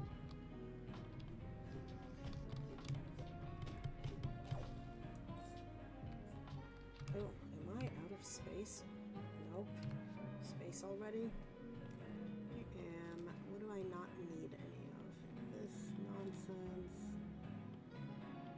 This nonsense. I don't want to get rid of this stuff because it's a lot of money to sell it. Come on. I want to get some copper. And then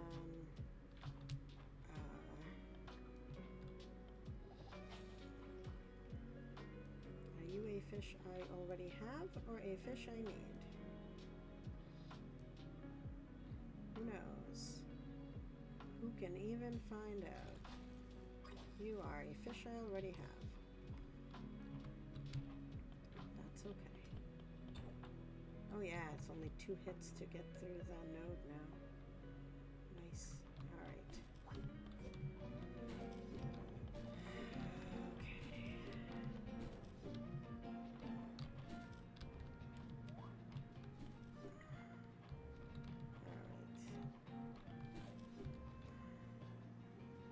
Burn out. Burn out. Burn out. Thank you.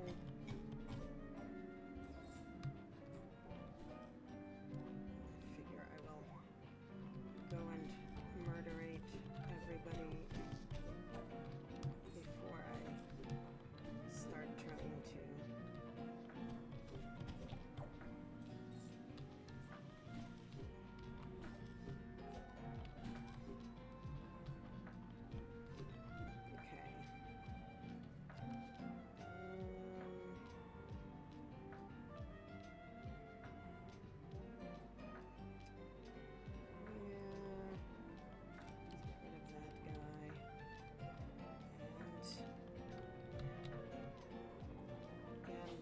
Know if that's a fish we want or not. It's a fish we're gonna try to get though.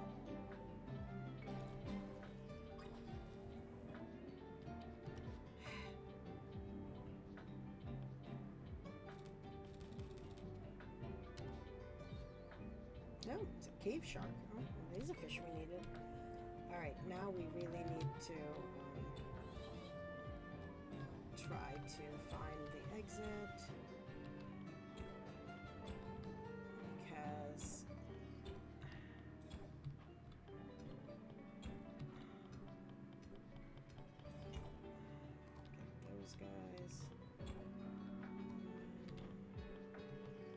come on, be the exit somewhere here.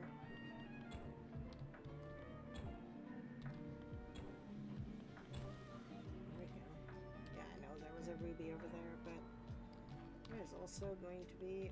Oh, this is just. I love levels like these. It's like. How are we doing? Oh, we're just gonna fix that problem by drinking the potion that we've got. Alright, it's 10:50, okay. But I don't want to leave all of these on the table. I just don't. So we might end up staying in the mines until 2 a.m. and passing out, but I'm okay with that.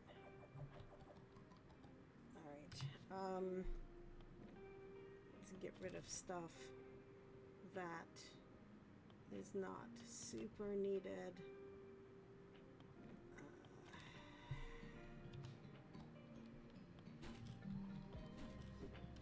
what is it that we picked up?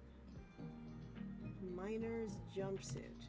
Okay, that's a cosmetic, which means that it is taking up space, but it does not need to. Alright, so that's level 18, so now we just need to get past this level. And I know we don't need that moth because I have recently gotten it. We just need to get to the next level.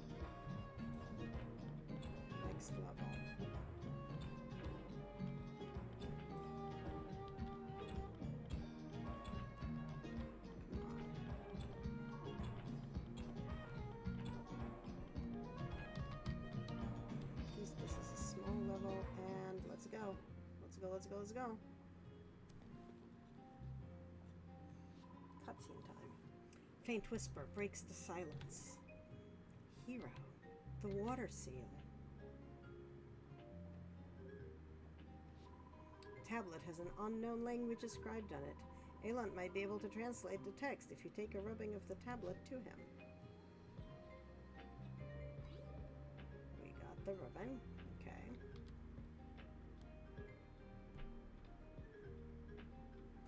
Quest started. The water tablet. Alright, well let's...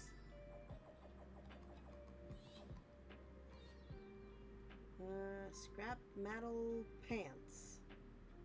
Equipped to increase defense. Oh!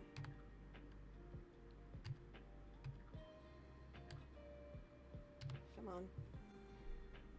How much okay, well, you know what? They're better than these guys that are taking up space and are worth nothing. And it is midnight. And we are going to leave. We are going to leave, and we are going to go past the museum so we can donate that one fish.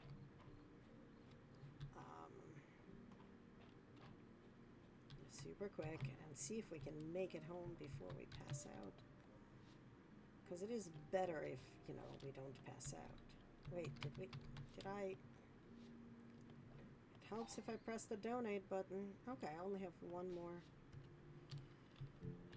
more fish, but it's in the levels that I just completed, so... Alright, so keep going, get to 1 a.m.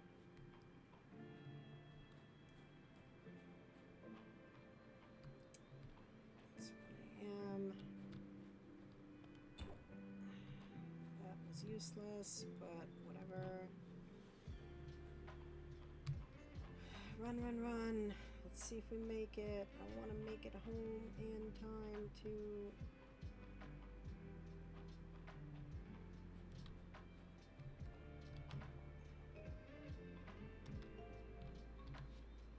Yes! Just made it. Just barely. That's always awesome. Alright, we did some quests and donations. Didn't sell anything.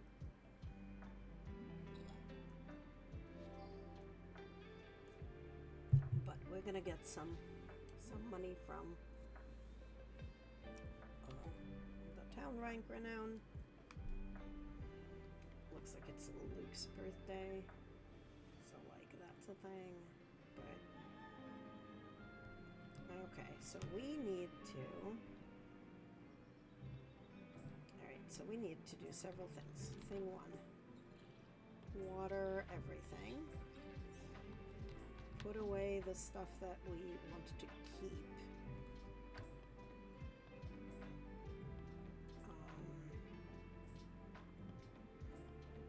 I need to sell all lemon. I want to keep that. Selling everything else.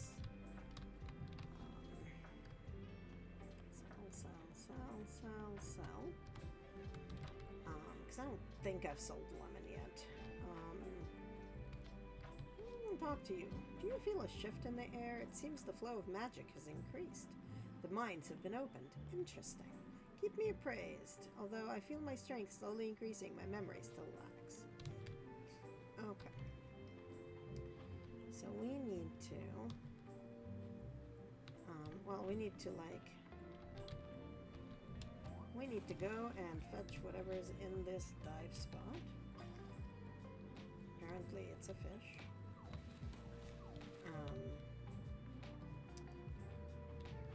Let's see what's for sale. Milk,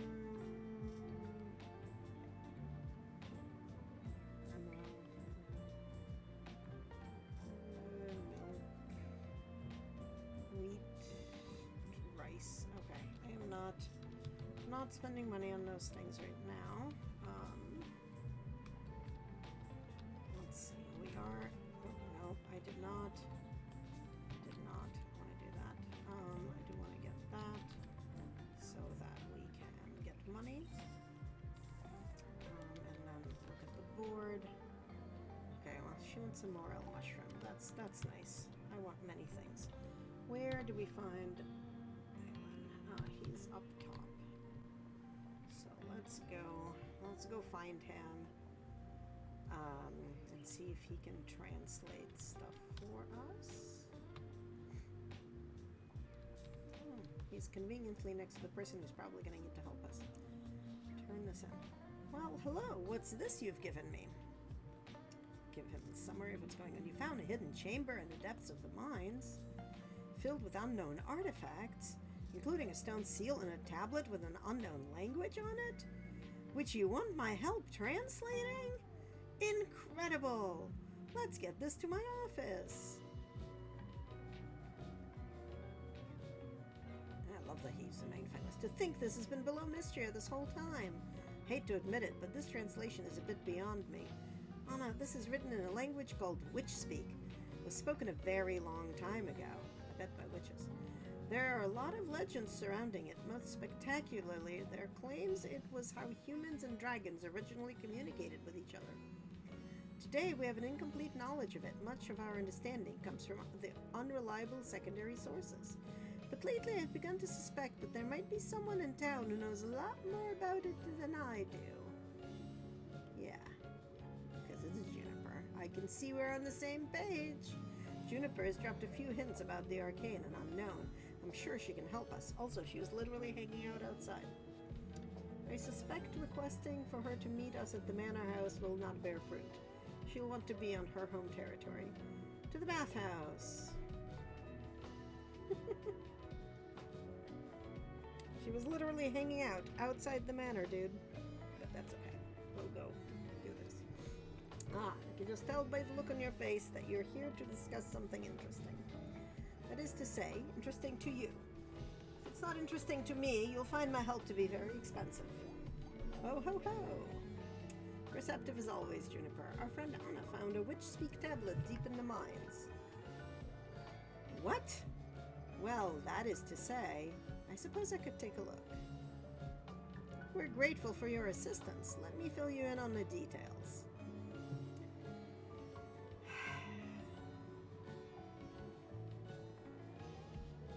I have some thoughts about the tablet syntax, Juniper. Silence, nerd. I love the interaction. Fascinating. Before I tell you what's on the tablet, I have one request in return. If you find any more of these tablets, please bring the rubbings directly to me. Fair enough. Of course, Juniper. We're all in this together. Lovely. Let me read it aloud for you two. I love that she's got like a cauldron in her study, like nothing weird here. Oh, earthbound mortals who wish to remove the seal, gather proof of your desire to unite these lands again. Place in the dragon's hold 4 offerings. From the earth's good graces, a ruby. Okay, got that. Catch a swiftly flowing fish of stone. Okay, we'll need to do that. A moth who gathers near the flame. Oh, I should have caught that moth. Oh well. A brown mushroom of the mines. Incredible. Please understand that in witch speak it's much more poetic and expressive, but I've done the best I can with our common tongue. The only one I'm familiar with is the ruby, which I believe you can find in the mines. I would assume that means the rest can be found in the mines as well. You can count on me. A millennial scavenger hunt. I'm sure we can. What an incredible mystery. Good luck. We'll be waiting to hear an update with bated breath.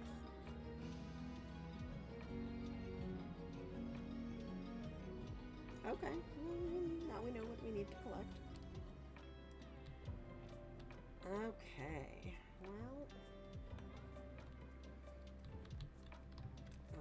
alright, so let's look at things. So, we need a lantern moth, a ruby, a stone loach, and a mushroom. So let's see. Fish. Where is S here? Stone loach. Common medium. So it's a medium fish. Okay. And for bugs, it's a lantern moth. What's this guy? Near light sources and dark places. Okay, sure.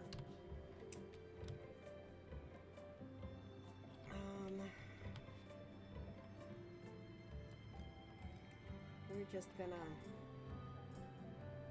see if we can get more armor. I don't know if I've got enough ingots for anything. I don't think I do. Oh well. Well, you know what? It's worth a try.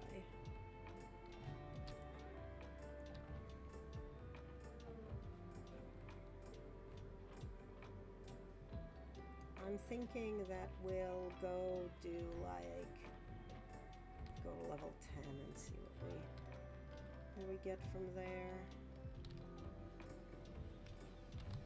Why did I just go back down? Who knows?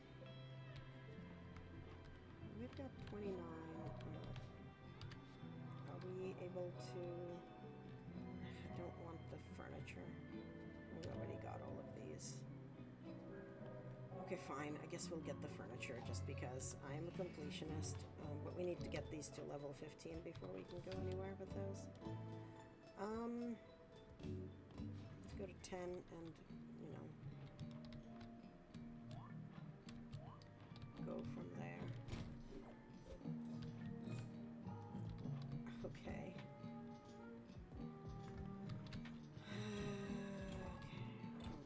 10 has no water and no anything else. So we just need to get deeper in. Eat the worm.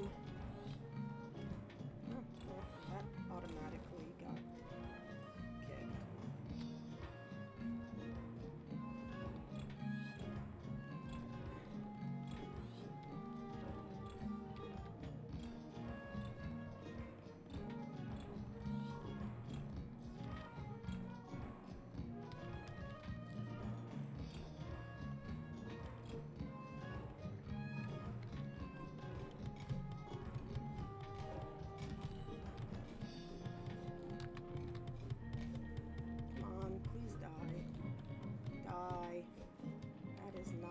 Dying. That is you dying. I don't know what's in that chest, but I want it. Oh. Mine's wall lamp. Okay. Ooh, there's a flower that we have not seen before. It's the shadow flower that we both need for a quest and for a museum. Come on, die. Oh, this one has water, so that's good. But let's kill all of these assholes first. What are you? Oh, you're a bug I've seen before. You're a fish. You're a medium-sized fish. You might be the fish I want. Please be the fish I want. You are the fish I want. Perfect. Okay, so I've got the fish. Now I just need the bug and a ruby and a mushroom.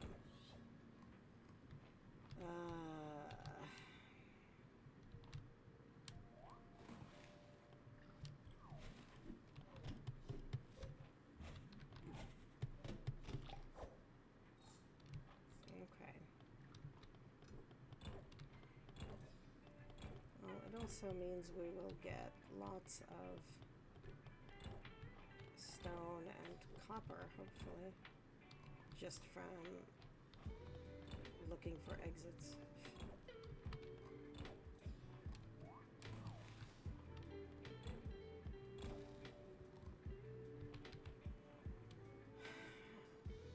Okay.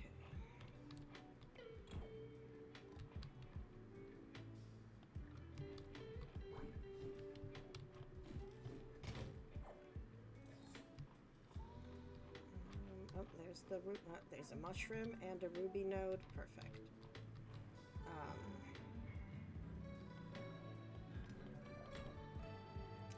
There's the ruby.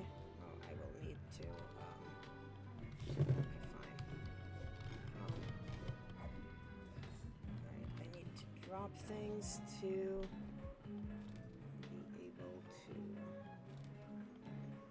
get that. Things I don't need. Pick up the ruby. Pick up the mushroom.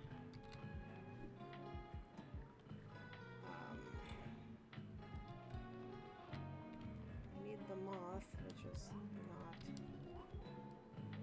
not found here. But I also need the exit.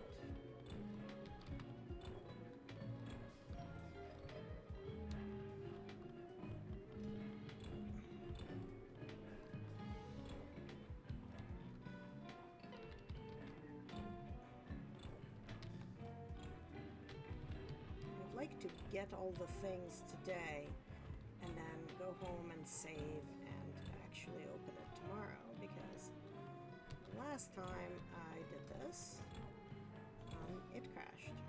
And then I had to, had everything else, I had to like catch the fish again. And I would like to not have to catch the fish again. Okay, where is the exit? Okay, there's the exit. Please stop killing me. Oh my god, I want to be able to not, like, I want to be able to reliably pick up the damn sword. Like, it's very bad at switching to the sword. Or I am very bad at switching to the sword. Okay, no moth anywhere that I see. Oh, but there's that green thing that I'm sure I want. I don't remember what it is. Narrows, moss. And, you know. Crafting scroll, mine's floor lamp. That's a great. Let's learn it so it's not taking up space. What is going on? Okay, give me a sword, because there's going to be these guys.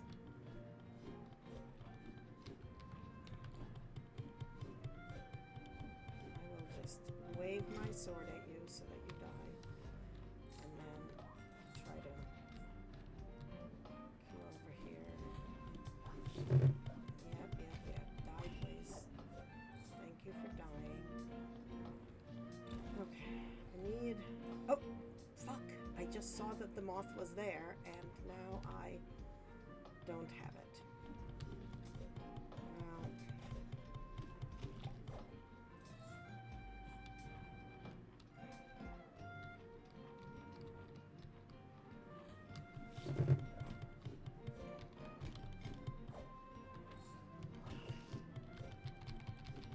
Stop going forward. Okay. We are just gonna go do that again and hope for a moth.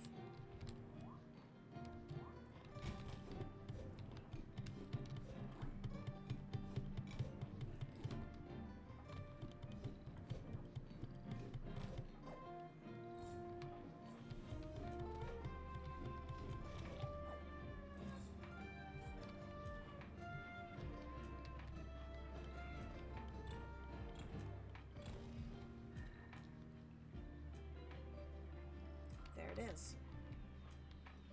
Hello, moth friend. I just need you. Oh my god. Seriously? Because I'm carrying so much shit. Alright, and now we're just, like, I don't care. We're just gonna exit the mine. And...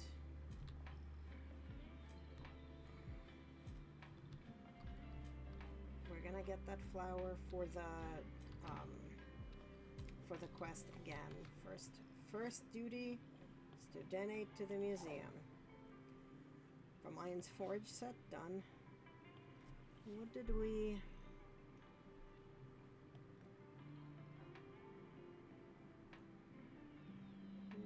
did we do that? Yeah, we did the upper mind insects.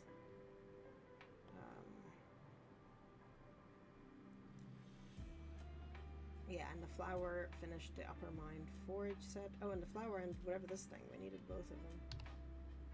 Okay, great. Are we done with all the fish from the mine? Upper mind, there's one more fish. Okay.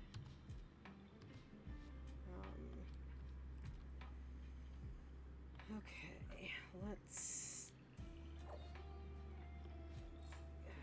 pick up the spring double bed. Oh my god. Okay. What are we getting rid of too? This mine wall lamp.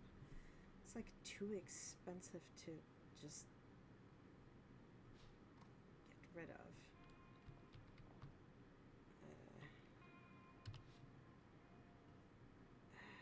Oh, okay. We've got two different things that are to learn. What is this a recipe for? Another bed. Okay, great. Sure. Oh, a double bed and a single bed. That's right. That's fine.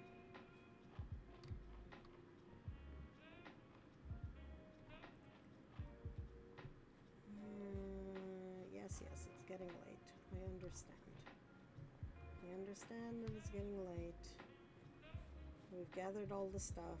We'll go to the museum, not the museum, to the mines tomorrow to turn it in and get through the seal. And I have time to sell things. I do.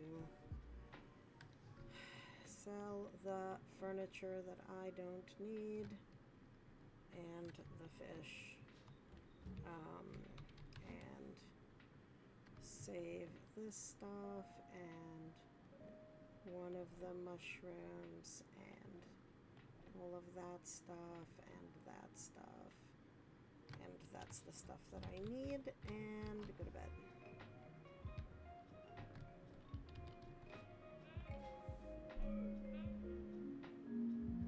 Okay.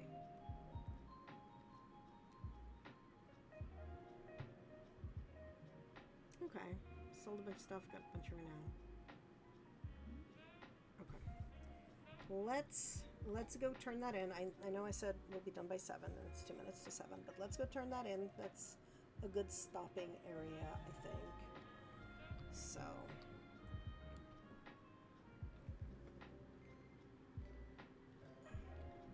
well, what do we get?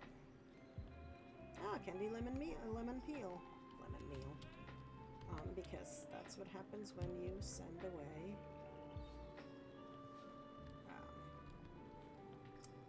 something that you grew, or something that's like producey. Yep, that didn't refill. Let's go hit the mine and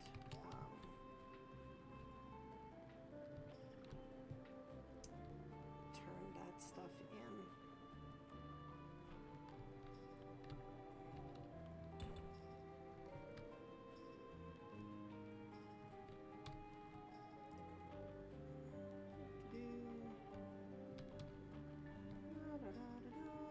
Going through this area.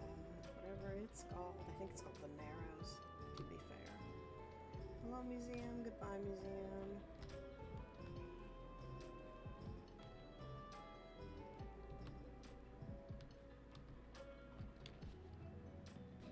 Level 20. And a ruby. And a moth. And a fish. And a thing. Offer. Have a cutscene.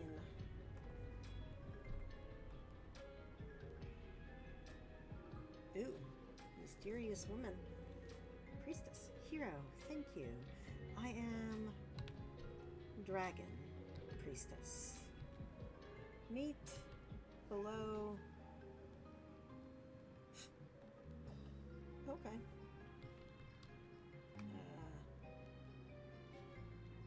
You completed this quest. Heart crystal. Glowing crystal emanates a feeling of power. You feel a yearning to eat it? Okay. Yay, we ate it. I think it gave us more health. Oh.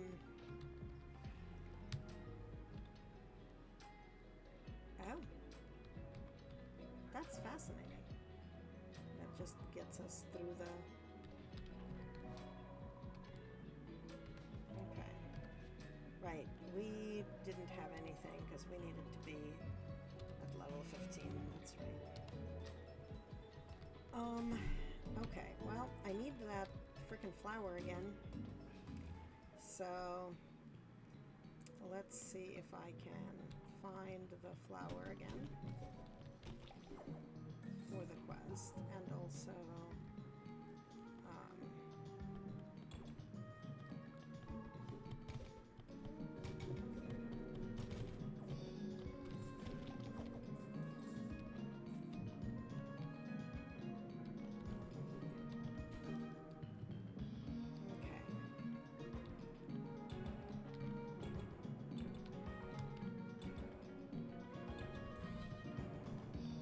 basically, I need one more of that flower, and there's still a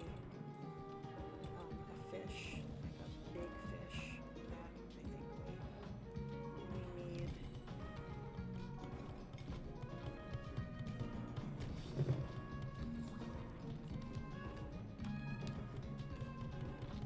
Oh my god. Like, aiming with my sword is very hard because it keeps, like, going to where it was, just push it into the hole. Are you stuck? You are. Good. Let me kill you without unsticking you. Okay, well, this level does not have anything I want. Other than this ruby, and let's keep going down. So I need a fish, and I need a flower. And neither of those are here.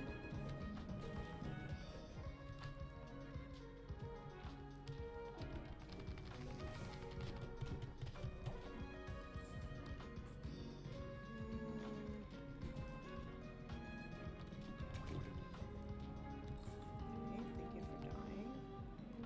Pick that up. Point at the dude, please.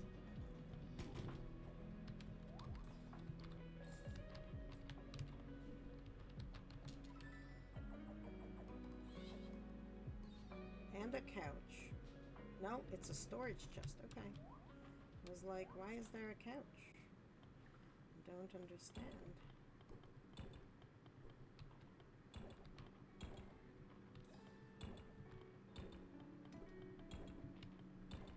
Okay. Need an exit. Thank you. Okay. I need that fish to not disappear. Okay, he fell in the water. He is gonna die right now. Not need that, but okay. I've got to kill this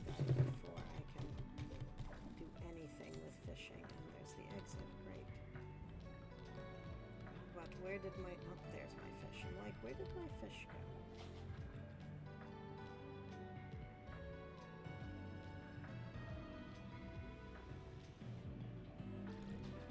You are not the fish I need. Oh, you are a bad guy.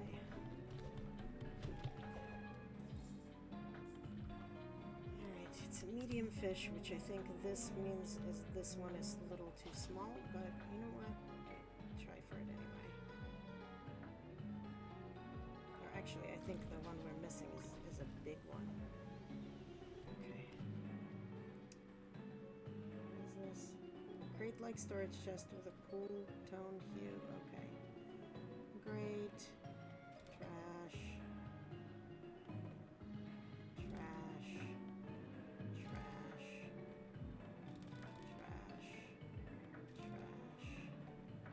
Trash. Trash. Trash.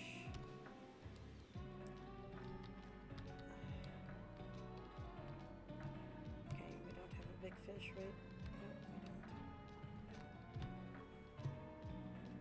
don't. Okay. There's no fish on here at all, so.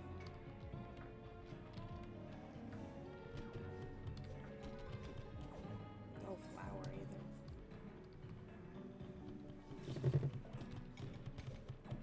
Just enemies. Not even treasure that I need.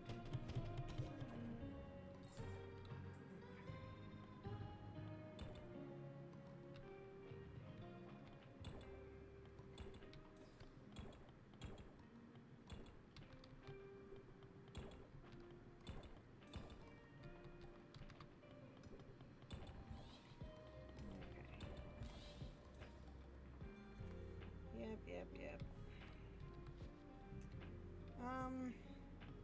5. Let's see what we get.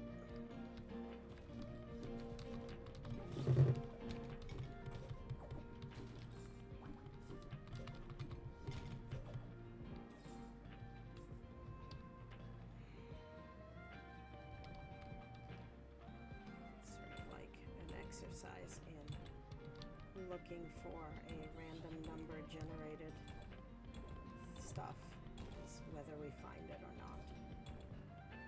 Might as well get the copper. Alright, do not need the moth again.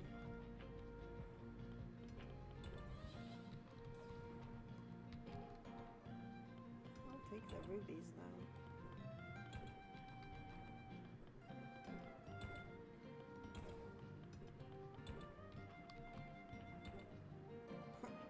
Goody, another bucket.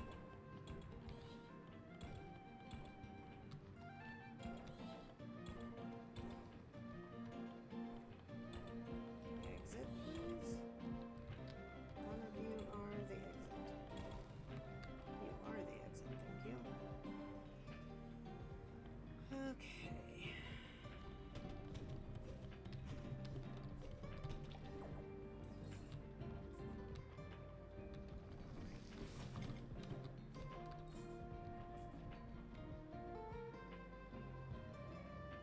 Waiting out.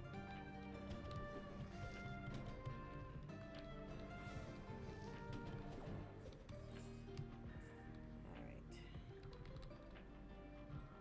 Well, there's some water here, so there's some chance there might be a fish. No flour, though.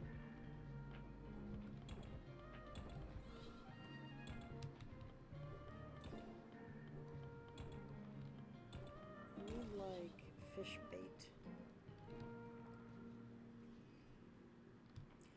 You are a nice big fish, and that guy can't get me. Do you want my, look at my bopper? Okay, apparently you do not want to look at my bopper. How about now?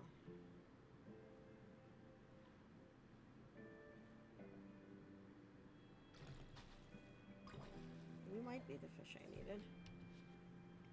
But who knows, because I have hands full of junk. Nope, that was a cave shark. Cave shark was not the fish I needed.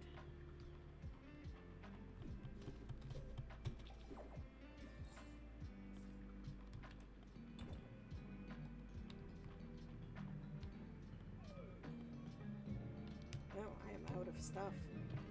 Do I have anything that I can eat? No? Okay, then we're gonna do that.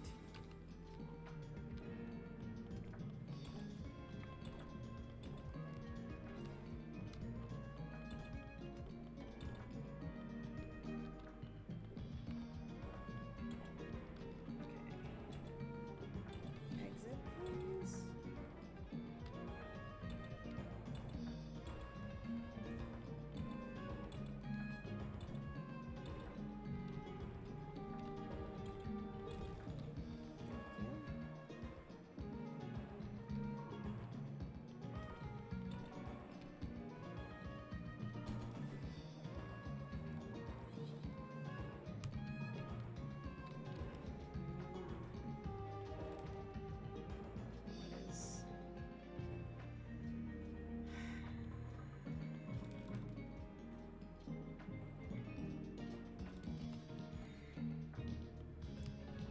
Is worth a bunch. It's 11.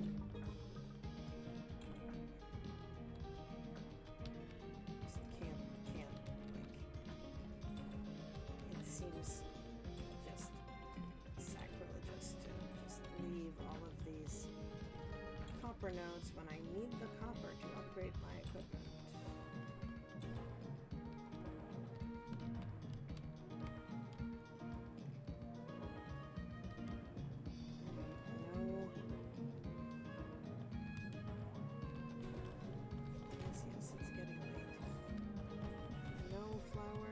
On here.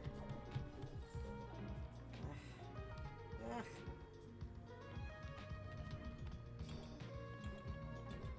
I think 10 is where we started last time.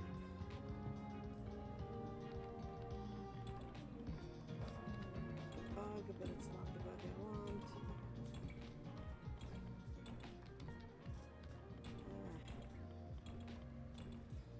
This game really needs like stairs or rope or whatever variant they want for, but I want to go down sooner than, like, I don't want to spend time looking for the thing. I just want to.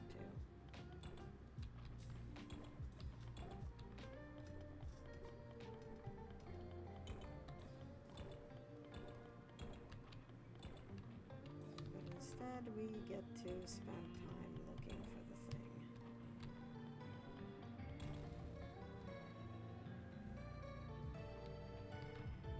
Did we not just have this level? Like, and I'm too tired to actually pick things up from it. Sad face. We did complete a quest.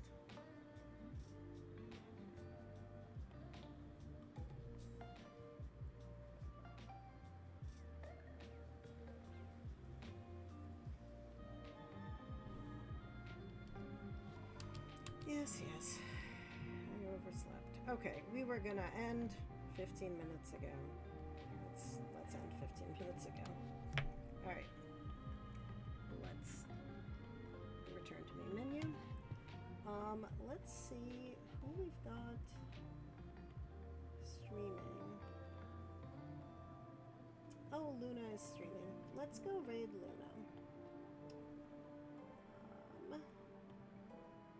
Search for channel. Sleeping. Why is my caps lock on? Luna Designs. There we go.